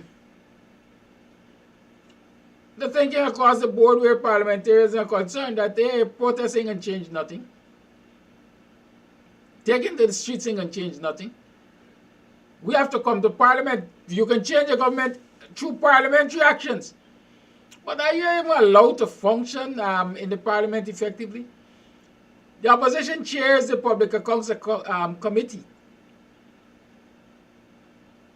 where if it functions, a lot of misdeeds and mismanagement, financial mismanagement will be revealed, I'm sure.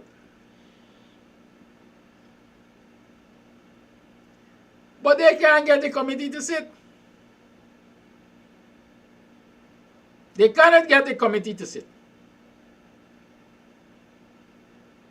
Cause the PPP bully them, railroaded the process, change the standing order to ensure that if it doesn't go to the committee meetings, the meetings can't be held. And so the work of the meetings can't take place to reveal all of these misdeeds. And people still believe that going to parliament is the answer.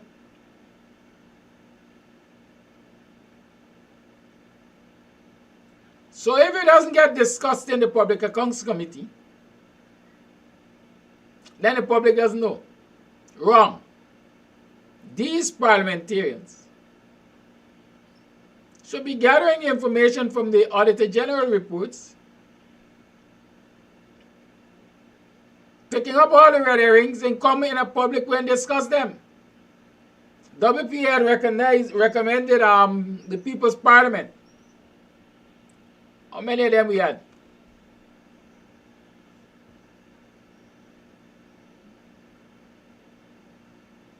Once in a blue moon you hear, especially when pressure comes to bear on the parliamentarians, we get the People's Parliament.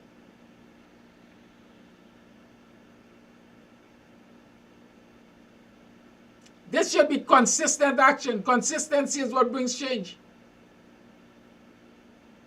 But you're not getting this, and you can't expect this because why? Protests don't change government. I don't know who gave Ricky his education, his political education. But I know that there are many others like Ricky in the National Assembly on the opposition side. And so something needs to be done to wake them up. Something needs to be done to wake them up. The streets should be flooded. Why not? The leader of the opposition, why not call a day of shutdown?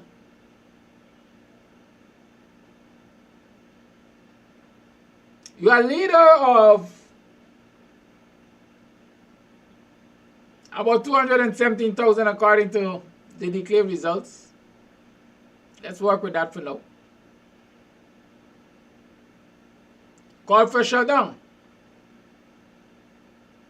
At least we perhaps can hope that 270,000 persons will stay home, will stay off the streets, will stay out of businesses. They don't even necessarily have to be where you ask them to be. They just simply have to withdraw themselves from the economic activities of the day. Because let me tell you something. Since the majority supporters of the opposition look like you and I, once we don't support the businesses, they ain't doing business. It's you and I who spend a lot of money at these businesses. So why not call for a national shutdown and see what happens? But fear is another factor. You see, some people are afraid of failure. If you call and you don't get the numbers, or you seem not to get the numbers, then it's construed as you failing. And I know the snakes in the grass will jump up. And so sometimes some people believe in self-preservation rather than go hard or go home. Right? I believe in go hard. Malema too believes in go hard. You either go hard or go home. You got to fight for what you want. The message of the WPA to Takumo Ogonsi to start with is fight for what you want. If you don't fight, you get nothing. If you don't fight, you get nothing. And I'm repeating for the people in Victoria, if you don't fight, you get nothing. You get a token visit. But that token visit is not going to redound in benefits to you. Let me tell you something. Let me point out something to you. Once the WPA decided it was going to fight, like it always does on the side of the oppressed, we have made the PPP respond every time.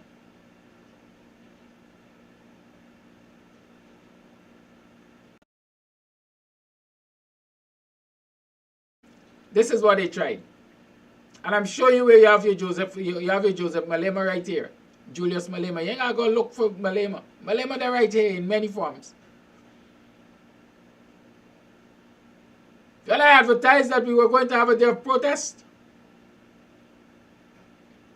the first thing they did was to issue a public statement to the Guyana Police Force to say no permission was granted for a public protest. None. The response was from my desk, we don't need permission for a public protest. Public protest is our right. We don't need permission for that. And whether or not the police think that we need permission, we will go ahead with it. And that we did, we went ahead with it.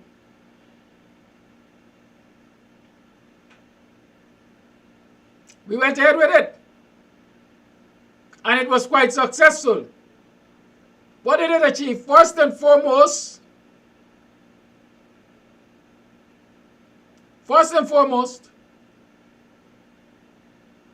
a whole dozen or so minister and government representatives left their office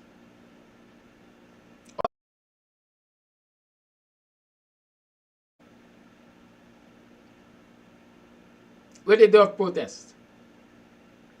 The difference is that they busting people. They had to pay transportation and $5,000 and a box of food to bring people from all over to attend their event. But our people came on their own from all over in Buxton in response to the day of protest.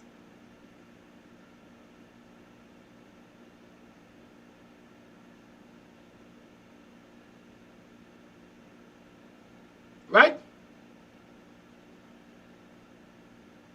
So, we fought.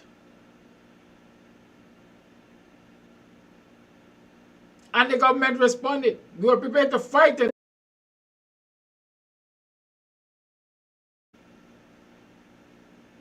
Coming out of that, 26 bridges were done in Buxton.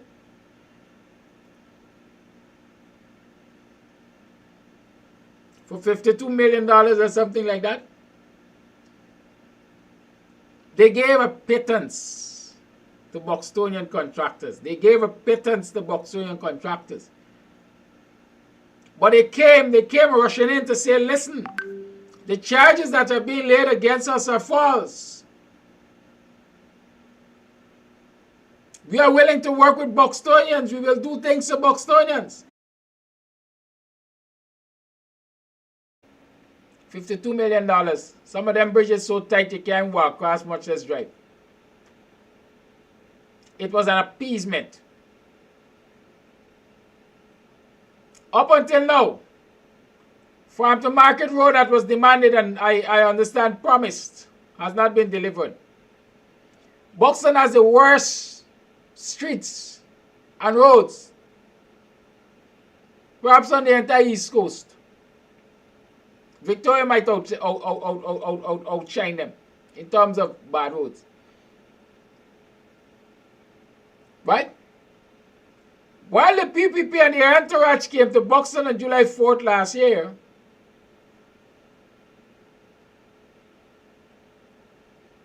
as a response to the fight that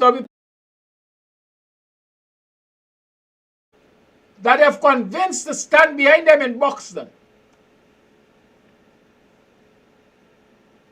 must not look around at places like Annandale, Lusignan, Monrepo, Strasbourg, Bladenall, Enterprise. Look around and see the amount of development that is taking place in those communities compared to yours. You were duped.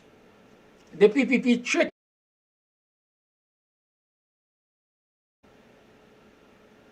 Fast forward to Victoria. The WPA was in Victoria last Sunday. The ruling party announced that its representatives will be in Victoria this Saturday for an outreach. I am saying to you, Victorians, I did say that that day will come when all Victorians will be called upon to go out on the road front and block it. Block it and declare that until we can get good roads in Victoria, nothing will be allowed to pass. Y'all remember that? Y'all remember that? Yes. I said that at last Sunday's meeting. And don't believe that the PPP didn't hear it. The PPP heard it loud and clear. And the PPP knows that when Kidaki Amsterdam say you're going to do something, you're going to do it. Regardless if he had 2 or 200,000 persons behind it, he does it.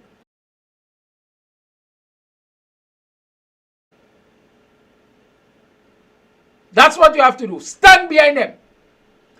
And when the government recognizes that you're going to stand behind your Malemas or whoever you call them, they will do just what the PPP is doing now. Run to your community. The reality is, Victorians and Guyanese in general, you don't have to look far to see what the PPP is about.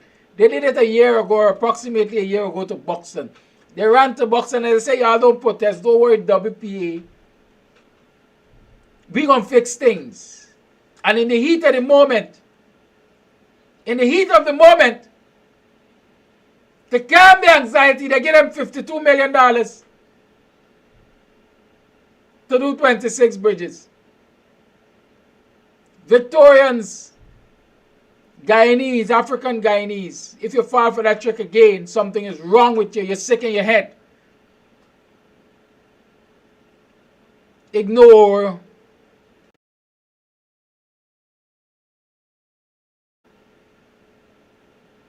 The small number of people in Victoria who say they're supporting PPP and so on, they're going to turn out to the outreach anyhow. But the majority of residents of Victoria will make this statement by not turning out. That's my encouragement. Do not turn out. Let them know that you're willing to fight. Let them know that you are willing to fight, that you will fight for what you want. You ain't going to sit down to hear nobody make you promises. You will fight for what you want. And when they deliver, the fight going to stop.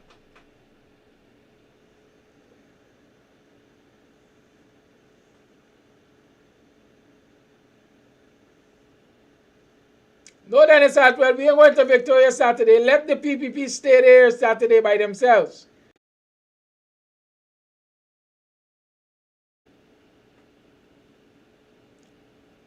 The ruling party responds to us. We don't have to respond to them. We have acted already. We have gone. We have had a conversation with our people in Victoria. We say you got to fight. If you don't fight, you ain't going to get nothing. The PPP is coming to tell you, don't fight. We're going to look after y'all, thing, don't fight. And y'all going to end up like Buxton 1 year after. But I guarantee you, if you come out in your numbers at some point in time, I don't know when it's going to happen, but it's going to happen. If you come out and you take a stance on the Victoria Public Road, and you say we're going to move, when our streets are fixed, then they're going to fix. When you say There will be free flow of traffic on this East Coast Highway passing Victoria. When we can get free flow in our communities because we have good roads, they're going to fix. Don't sit back and take promises, brothers and sisters. It don't work, sir. You got to fight for what you want.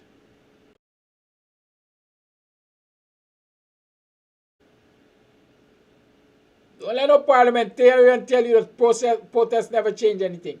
I'm going to get a little wicked and malicious and all kind of thing. I mean, I don't like to go there, but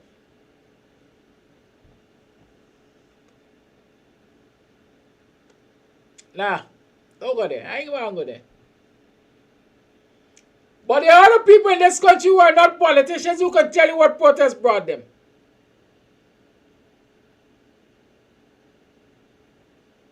Because when certain actions of the government, the state agencies, impacted certain people who are not politicians in this country, and they decided that we going to protest, the government responded favorably.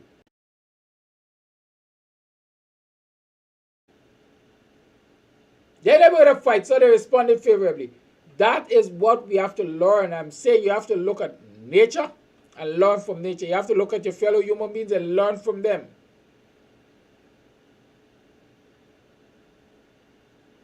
And the message is simple this morning.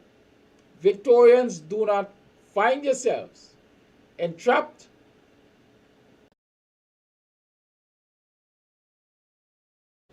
anything they deliver on will be mediocre compared to what they're delivering in the other communities. Know your worth. Know thy worth. Don't let it pull all over your eyes. That's my encouragement. Fight. Hold strong, my brethren and sisters. Hold strong. Be with you. That day will come when Victoria Public Road would be a sea of people and demands will be made.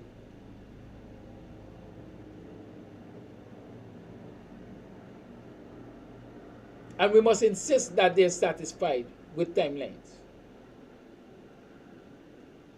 It's 40 minutes past 8 o'clock hour. Let's talk about what a Jamaican economist, right? Guyana is going to go nowhere. Why? Because we don't have systems in place. We allow corrupt leaders to do as they like with our resources and stuff like that. Guyana is going to go nowhere, Jamaican economist. He fears that the country would fall victim to the Dutch disease. And he says that the country lacks strong institutions to prevent oil corruption. Now hear me. If you can't prevent oil corruption in your country, it makes sense that you're getting oil money. There's one set of people can get it, and the country wouldn't benefit from it. That is what the entire country will suffer from the consequences of oil production, including things like inflation and high cost of living and so on. University of the West Indies lecturer and Jamaican economist Dr. Damian King fears that Guyana could fall victim to the resource curse, citing that the country lacks strong institutions to prevent corruption. Dr. King made those comments during an interview with Jamaican Observer, a daily newspaper published in Kingston, Jamaica. According to the article, King stated that even as Guyana moves deep, will soon start to squabble over the spoils to the detriment of the country. You mark my words, quote unquote. Guyana is going nowhere, King told the Jamaican Observer, citing that the oil revenues could cause corruption to increase in the country and make it worse off than it was before accessing the wealth. I'm saying the oil revenues have caused corruption or more corruption in the country and is making things more difficult than before the oil wealth. Quote, it's worth bearing in mind that very few countries in the world have grown from poverty to wealth, having done so on the basis of natural resources. Very, very few. End of quote. He continued pointing out that oil-rich countries like, quote, Venezuela is a country to have good governance, because that's the only way the government and the elite can extract wealth. For them to extract wealth to run the government, they have to create a wealth-creating environment. End of quote. He said, using resource-poor Singapore and Switzerland as examples of countries which have become wealthy through good governance. King continued by noting that in resource-poor countries, the only way that government will have... Did I miss that? No. The only way that the government will have resources to function is to have an environment that creates the resources. When you have natural resources, you don't have to do that. With natural resources, the government then only becomes an and violence. Because the spoils are so lucrative, it's worth killing people to get into power. That's what's going to happen to Guyana, because Guyana already has weak institutions. End of quote. Open quote, it's not even a radical view amongst political economists. End of quote, he continued. King added that because of his fears of the resource course, he prays that oil is not discovered in Jamaica. Open quote, I would rue the day that Jamaica discovers oil for exactly that reason. And Jamaica has stronger institutions than Guyana. End of quote. Dr. King's comment comes at a time when the government of Guyana is pushing EXxonMobil Guyana to accelerate its exploration and production of the country's oil and gas resources, all while knowing that the country has been operating with archaic petroleum laws. Kaja News reported that in December 2020, the IDB assuming office in August 2020. The PPP administration had promised an overhaul for Guyana's petroleum laws. In fact, Irfan Ali, during his inauguration address, pledged to establish a petroleum commission to insulate the oil and gas sector from political interference. However, that has not been done, and May 2023 will make 8 years since Guyana is without an updated legislative and regulatory framework that is essential for the protection of the oil industry against mismanagement and corruption. Notably, what the government has done is implement a natural resource fund to manage the oil proceeds. The NRF legislation allows for a board of directors, an investment committee, and a public accountability and oversight committee. However, most of the members appointed to the committees responsible for the management of the oil monies have either been appointed directly by the president or chosen by the National Assembly, where the president's party has a majority. That simply means all of them have been chosen by the president or the president's party. EXXON's affiliate, SO Exploration, and has 11 billion proven barrels of oil. Hess Guyana Exploration Limited holds 30% interest, and CNOOC, that's CNOOC Petroleum Guyana Limited, holds 25% interest. Guyana signed on to a production sharing agreement with the oil major, which has been heavily criticized for being lopsided and benefiting the oil company more than the country. There you heard it. This is not a Guyanese politician.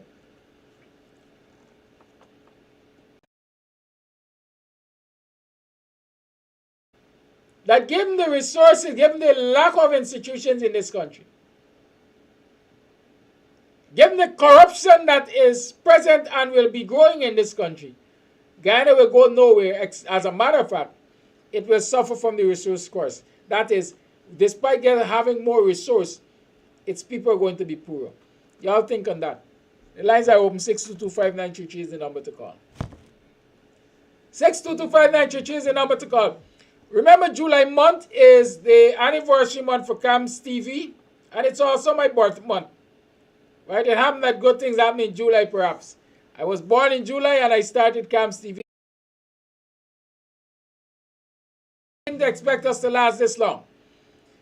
And so let's celebrate on the 15th of July with the gala, the dinner and dance, 3-course dinner and dance.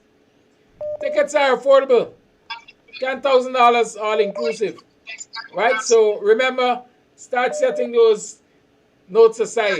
If it's a $50 note or $100 note, 2 Guyana best, put them aside. And tickets are coming out next week, so you can start acquiring your tickets to support that dinner, so that we can continue to listen to your program and get a chance to mention something. To my black brothers and sisters in Victoria, we all born and grow. They have a saying, it's an easy way for choke dog than for tie whooping neck. You could read my lips. I want to mention something this morning. I want to bring back your attention that what you mentioned one time before earlier. You said when your son come to you and said, Daddy, I want to buy a car. You said, son, stick a pin. Listen to me. Before you go and buy a car, it's better you go and pay down for the land, and later on you could build and have your own foundation. That makes total sense. Black people in Guyana have to set their first priority first. And their first priority first is to come together, unite, support, and bring this government out. This is one part. I'm speaking to the parents in Guyana that they are not paying attention to them children, what involved in going back to school, hate teachers, disrespect teachers. It is time for you guys to take a pin and teach your children. You teach them are important in school, you're not to disrespect them. If they say something wrong, you don't like them, if you don't like, come home, talk to your parents. I go in the morning with you, I get it verified with the teacher, headmistress, or headmaster. The parents have to stop that nonsense with them kids. And to teachers, stick a pin. You do not insult a child or condemn a child in other students in the class. They say words offense people. And teachers, you have a problem with one of the students, ask for excuse the class, take them to the principal office, and they did that matter, and let the matters finish. And you all have a right to call the parents and let the parents come down next day and let the parents know what went on in the school, the children. Teachers, stick a pen. Don't disrespect children because they're going to react. Every action have a reaction. And the children, them, teachers don't need you. You need the teachers, them. Stick a pin and tell yourself, you have to respect them teachers. Because what they're trying to give you is wisdom, knowledge, and understanding physically. By teaching you that tomorrow you can be independent. You don't have to wait on no government. You see, John F. Kennedy said in America, I'm not bringing this piece here. Ask not what your country can do for you, but what you can do for your country. And I always add in a piece to my friend them and what you could do for yourself. Because anything the government give you, they could take it back tomorrow.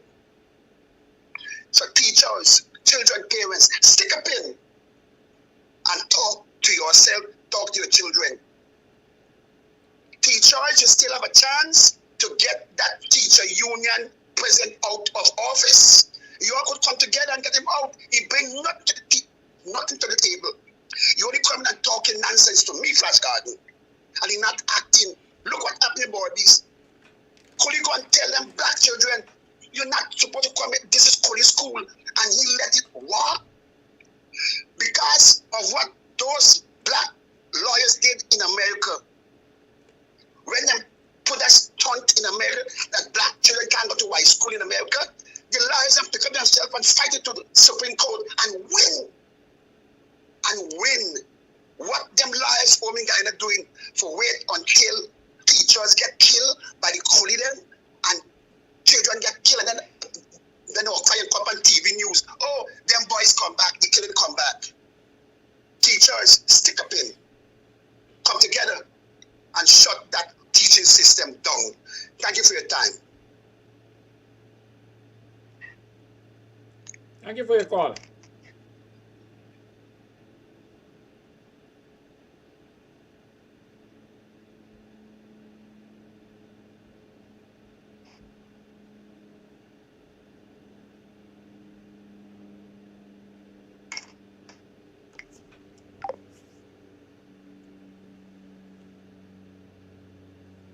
The lines remain open. 622-5933 is the number to call.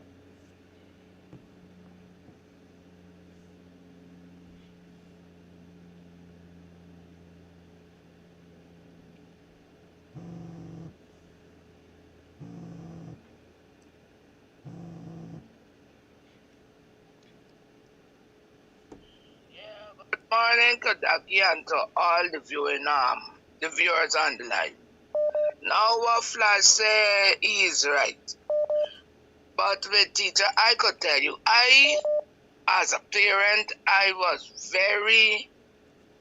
used to make it my duty to I went to school all through the school years with my children, from nursery straight up.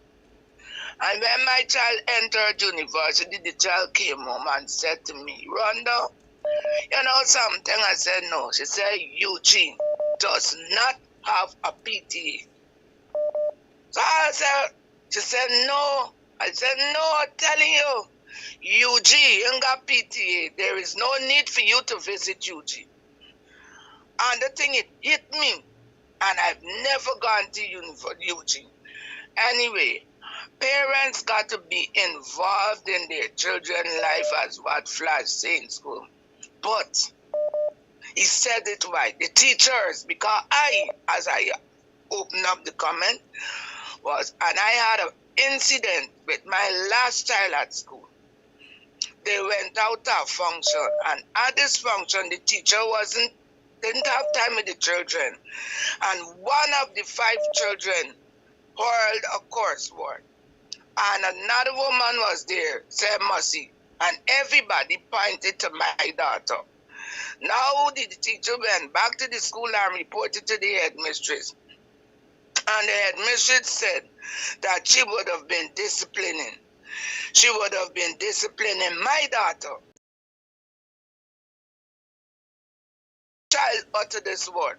And if you got to discipline, you got to discipline all the children. She said no. She will only discipline my child. I said, miss, I have never ever been in this frame of mind. But should you beat only my child out of a group of 5 children, I do not know what will happen in this school. I said, you got a choice today. You beat 5 or you beat none. There are times when teachers push parents to the brink. And if the teacher touched me, child, I don't know what would happen then. Anyway, moving along. When I spoke, she didn't hit the child, but she went to other means to destroy my child. Anyway, my child is out of school. Now coming back to this man in Jamaica, probably we saying may be right. But let me tell you something, Kadaki. If you got a kerosene stove and it's suiting up your house, burning up your thing and so, you got your neighbors, them going, oh God, me want to see fat clothes or black, your food burn up and this and that. You go and buy your gas, Coco. The same neighbor, but they laughing at you and chasing you and treating you like dog, suddenly they see you. When Guyana did not have oil, nobody, the Caribbean, they want to see we, you know. We couldn't have got to certain places in the Caribbean.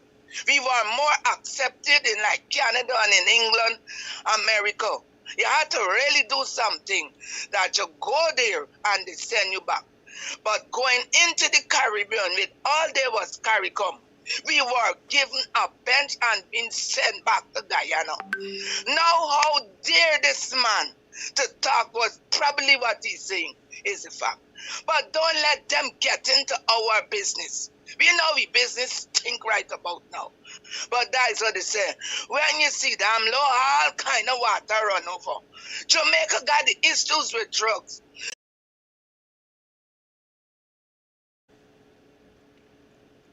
Right?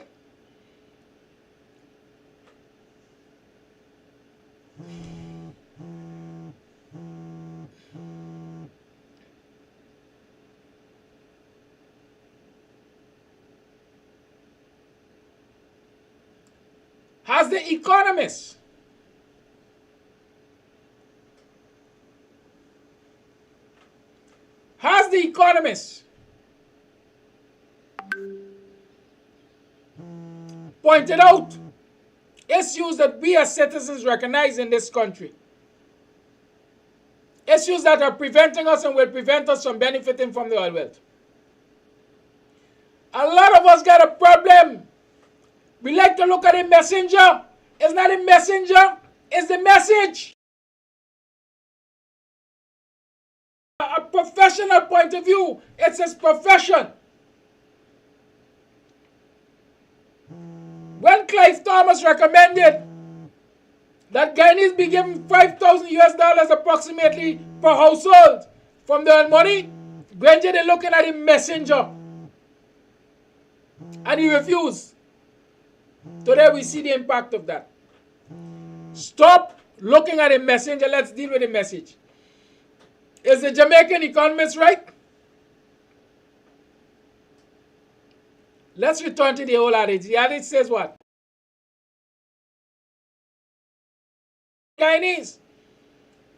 And while looking in, they're seeing how it will impact negatively, and they're pointing that out. And if we were to pay attention to their observations, we might very well avoid the pitfalls. Stop attacking the messenger.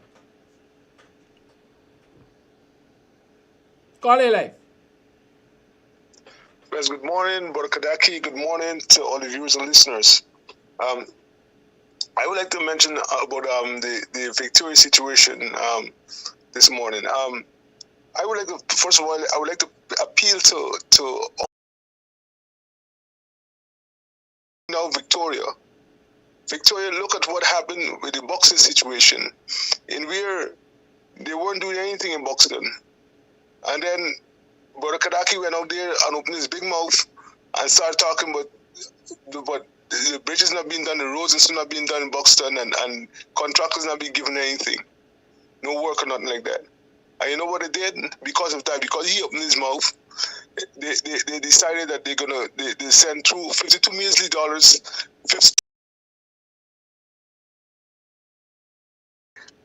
because why I would say 25% of one thing. How could $52 million do 26 bridges, right? That can't work. So definitely they didn't do anything for the community, because I'm sure the bridges them are substandard. They're no good that they did. If they did it, all of them. And the thing that they did is decide to give a few small contractors in Buxton, get them a little tap up, a $200,000-$300,000 tap up, because according that's to build one bridge in their villages, and they're giving us $2 million to build one bridge. So they didn't do anything. So Victoria, don't take no block from these people. They don't have you at heart. If they come in their village, no go to stay home, right? If they bring a bag, go out there, pick up your bag, and walk quickly back home. Make sure you pose in front of the camera, let the people see you that they give you a bag. That's all they bring in. They bring that they're bribing you. So make sure you think in front of the camera and let us see you, let the world see the bribery going on, and the little cheap bribery going on, because it's nothing really they're gonna bring to you. So don't worry with their rally or wherever they want to keep there. They don't have you at heart. They really don't.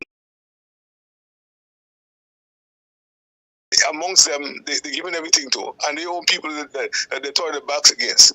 So, black people, Victoria, stay home on that day. They come to your village, stay home. If they bring a bag, grab the bag, pose it in front of the camera, and go home. That's what I got to say. Thank you. Thank you for your call. We can't always right.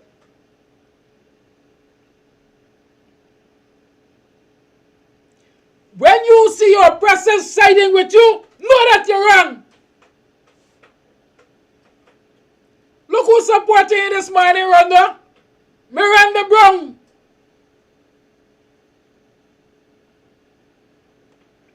Look who's supporting you. Miranda Brown. Who is Miranda Brown? One of your oppressors. PPP footstool.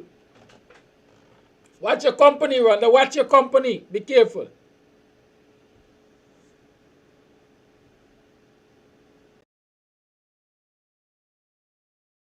This is what will happen.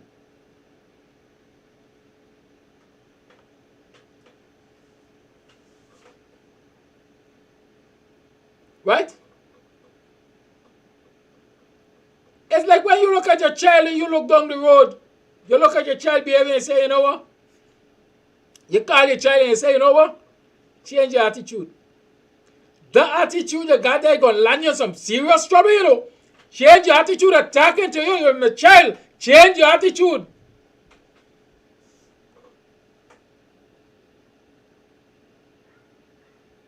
It's out of love. Tough love sometimes. We gotta know when to back off. Let us look at the message. And the man is on point as people say, pim pim with the message. The institutions are weak. You see, Granger government set up the NRF fund, right? That establishment of the NRF by the Granger government was going to work efficiently and effectively for managing money. Prevent corruption, at least prevent large-scale corruption. What the PPP did. They went to Parliament. They repealed it.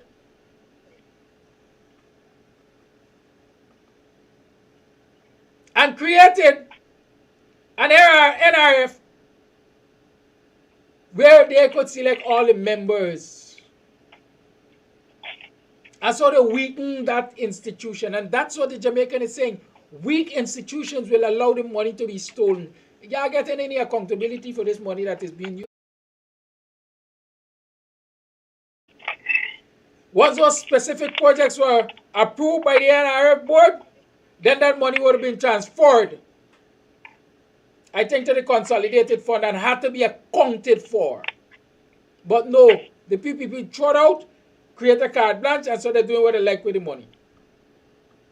Weak institutions, call it thank you for holding your life. Hi, good morning, brother. Good morning. Listening public. Call your volume low. Why? Call your volume is low. Sorry. You know I'm out here and I'm always listening. So, my comment this morning is to help Sister Rhonda. There's 3 villages in Guyana that I know of have people that we call Congo. Right? I think one is on the quarantine. Caller, I know you got a bigger voice. Check your device or something. Please speak up. 1 second, sir. 1 second. Can you hear me, sir? Yeah, that's better. Yeah, there are 3 villages in Guyana that has, which is the richest country in the world, based on resources. It's called the Democratic Republic of Congo, right? And because of the country is so rich, it's also rich with corruption. And that is what Guyana is heading to. Honestly, I was trying to make this comment when Dr. Hines is on so he can elaborate on it. Not that you are less capable of, but just to show the similarities of the 2 countries in terms of resources and people, and you will see where Guyana is really heading to. And that's my comment this morning. You know I'm out here beating the pave, trying to make that dollar. Have a good day, make some money. Jamaicans and all of that. Let's say that the friend, or let me put it quite blank, the enemy of my enemy is my friend. I don't care what Jamaicans were doing to us. I care that the economist has pointed out what is happening in this country right now. And that is what we are highlighting. We are highlighting what is happening in this country right now. And so anybody who joins us to highlight what is happening in this country, if they gotta bring you out in a wheelchair, they must bring you out in a wheelchair and put you in the streets. They gotta get you out.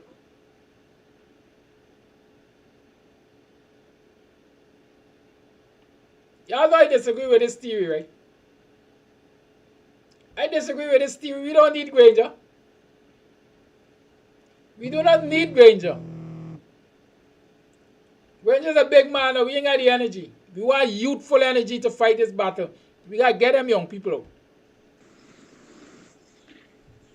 Good morning, Mr. Amsterdam. You know what, this morning, Let me just say this loud and clear. Teachers and public, only then they will get peace. You know why? Because if they had the view of the union for these for public servants and for the teachers is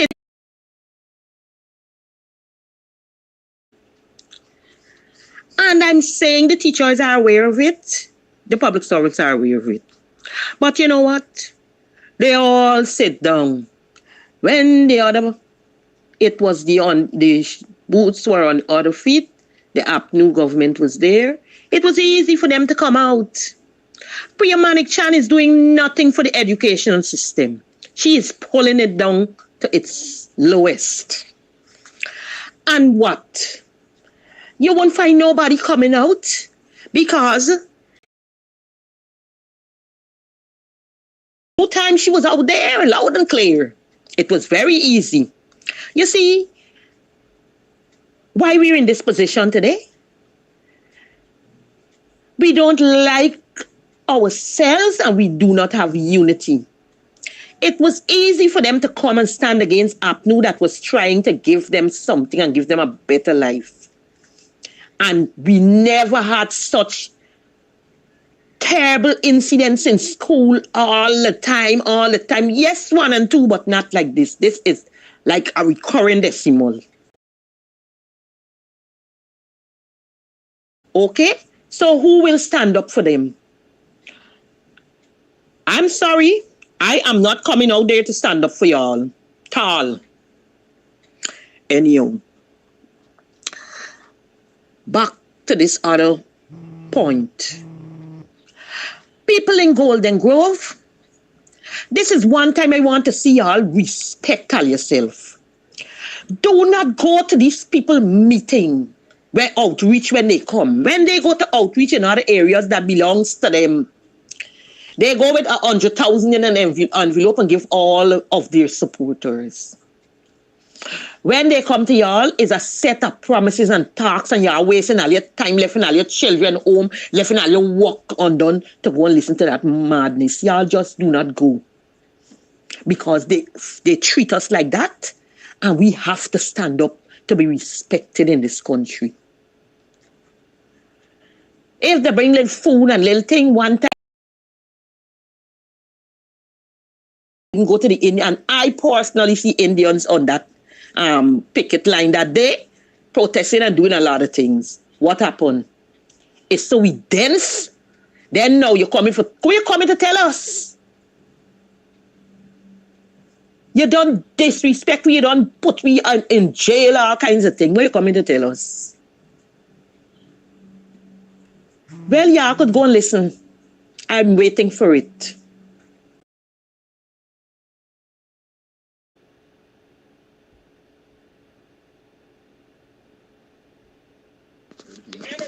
Ekalaki morning. This gentleman by the name of Ricky, the minister of work and the thing. He happened to you right now, you weekend thing, right? But for a long time that he's in parliament and things, you see that the speaker ain't giving the opposition no hearing at all. For how long? 2 years and change. Now it's time for head to the street. Ricky got for no door. Ricky got for build himself up, drink some tonic and strengthen himself, and then he head for the street. There's no time for just listen what Jack Day and Mbana saying, if analysts saying, Mbana don't like certain people, they don't like the opposition. Yes. Public servants study that they get car loan, they get mortgage. And so if they lose a day pay, week pay, month pay, they're going to get behind on the payments. Right? I want to tell you something. I'm looking at it straight and narrow. It is better to lose a day pay, week pay, month pay, and get better pay at the end of it all. Because you will not be able to pay your bills with less stress. Understand this. If I'm working for $10,000 a day today,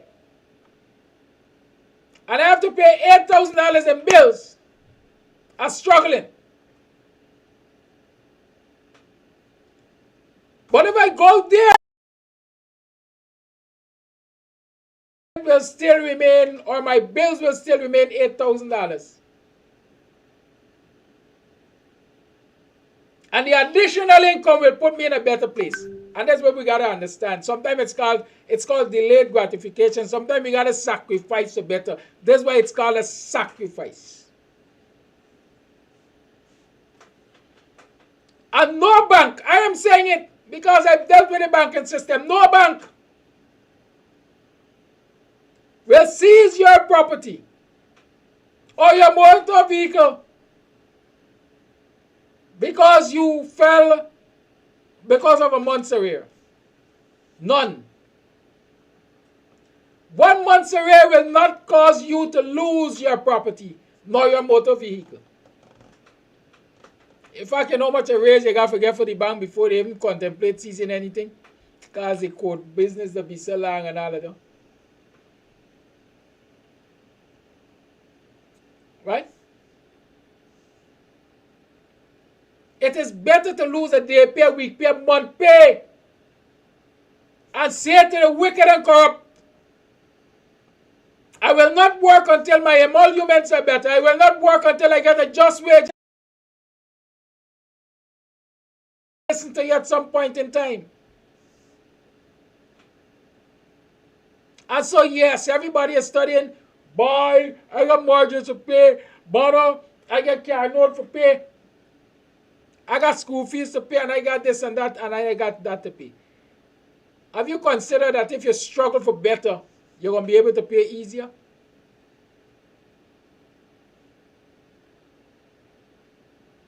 Have you considered that? If you haven't, I'm giving you it now as an option to consider. I'd fight every day of the year with my employer for better.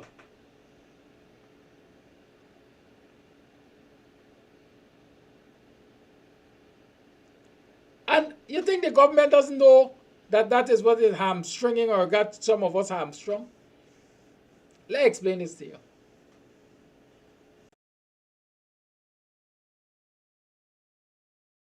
First thing, the government allows them to sidestep duties and all kind of thing.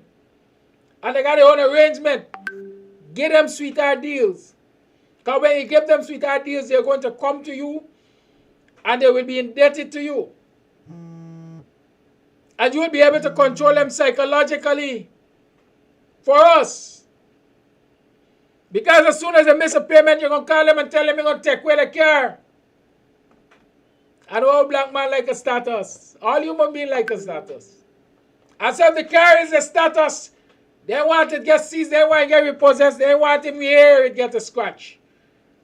And so the government through their friends are ensuring teachers, well, you ever notice, call on the line please. You ever notice specific advertisement aimed at teachers?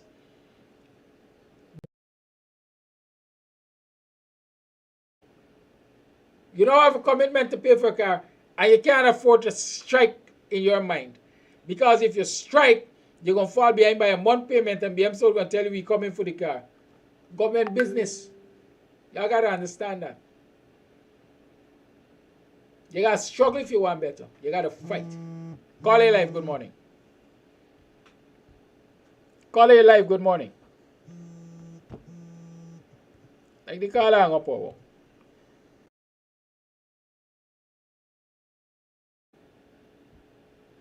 Kadaki, what's going on with your program this morning? It's very disjointed. What the heck's going on?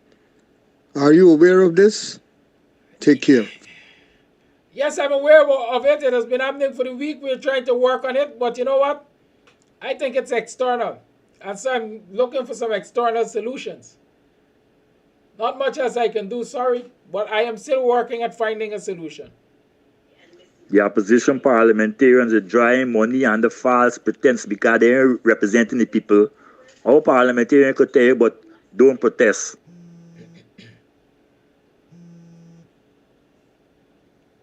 Call over the line, please. Yes, sir. There's nonsense. You should suspend the boy 8 or 10 months.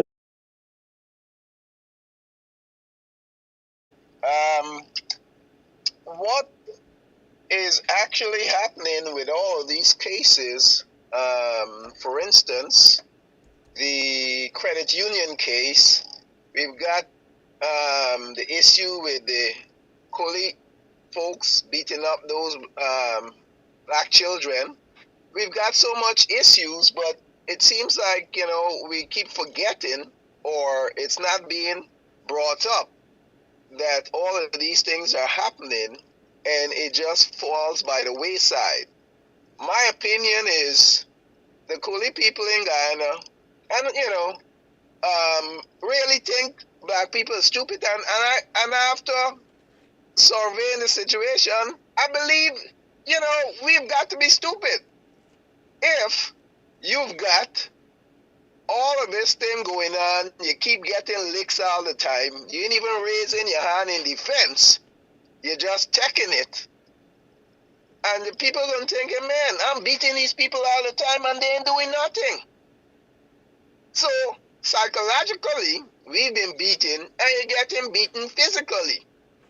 Same situation that had occurred when you had slave masters, right? You had 1 or 2 slave masters with 40 slaves. Same thing Agunse was saying. Hell, why you can't do something about it? It's 2 of them, 40 of you, and you scared to do something.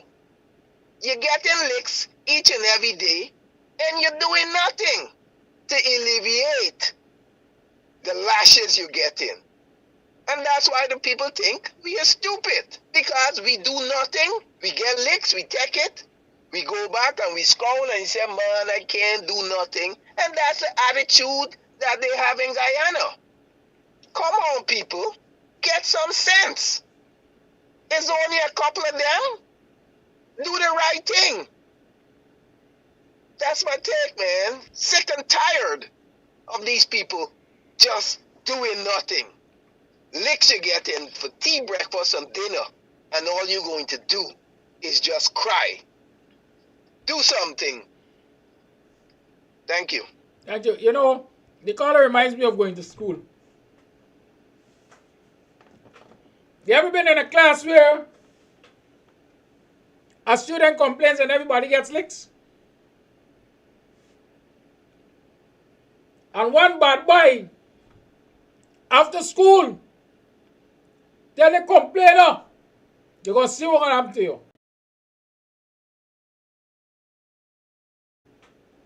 You have to understand, if you're going to get licks, take licks or something. If you're going to get licks, take licks or something. And you're running God where his soul used to say his mother used to, when he friends them misbehave, his mother used to beat him. And when he said he didn't do nothing, she said, beat you so you're going to know not to do nothing. Right? There's some little examples in life we got to follow.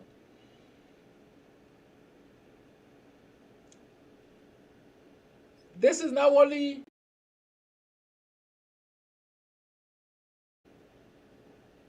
you have people controlling your right to protest to demand better and minimizing the possibility of you getting better because of some material thing.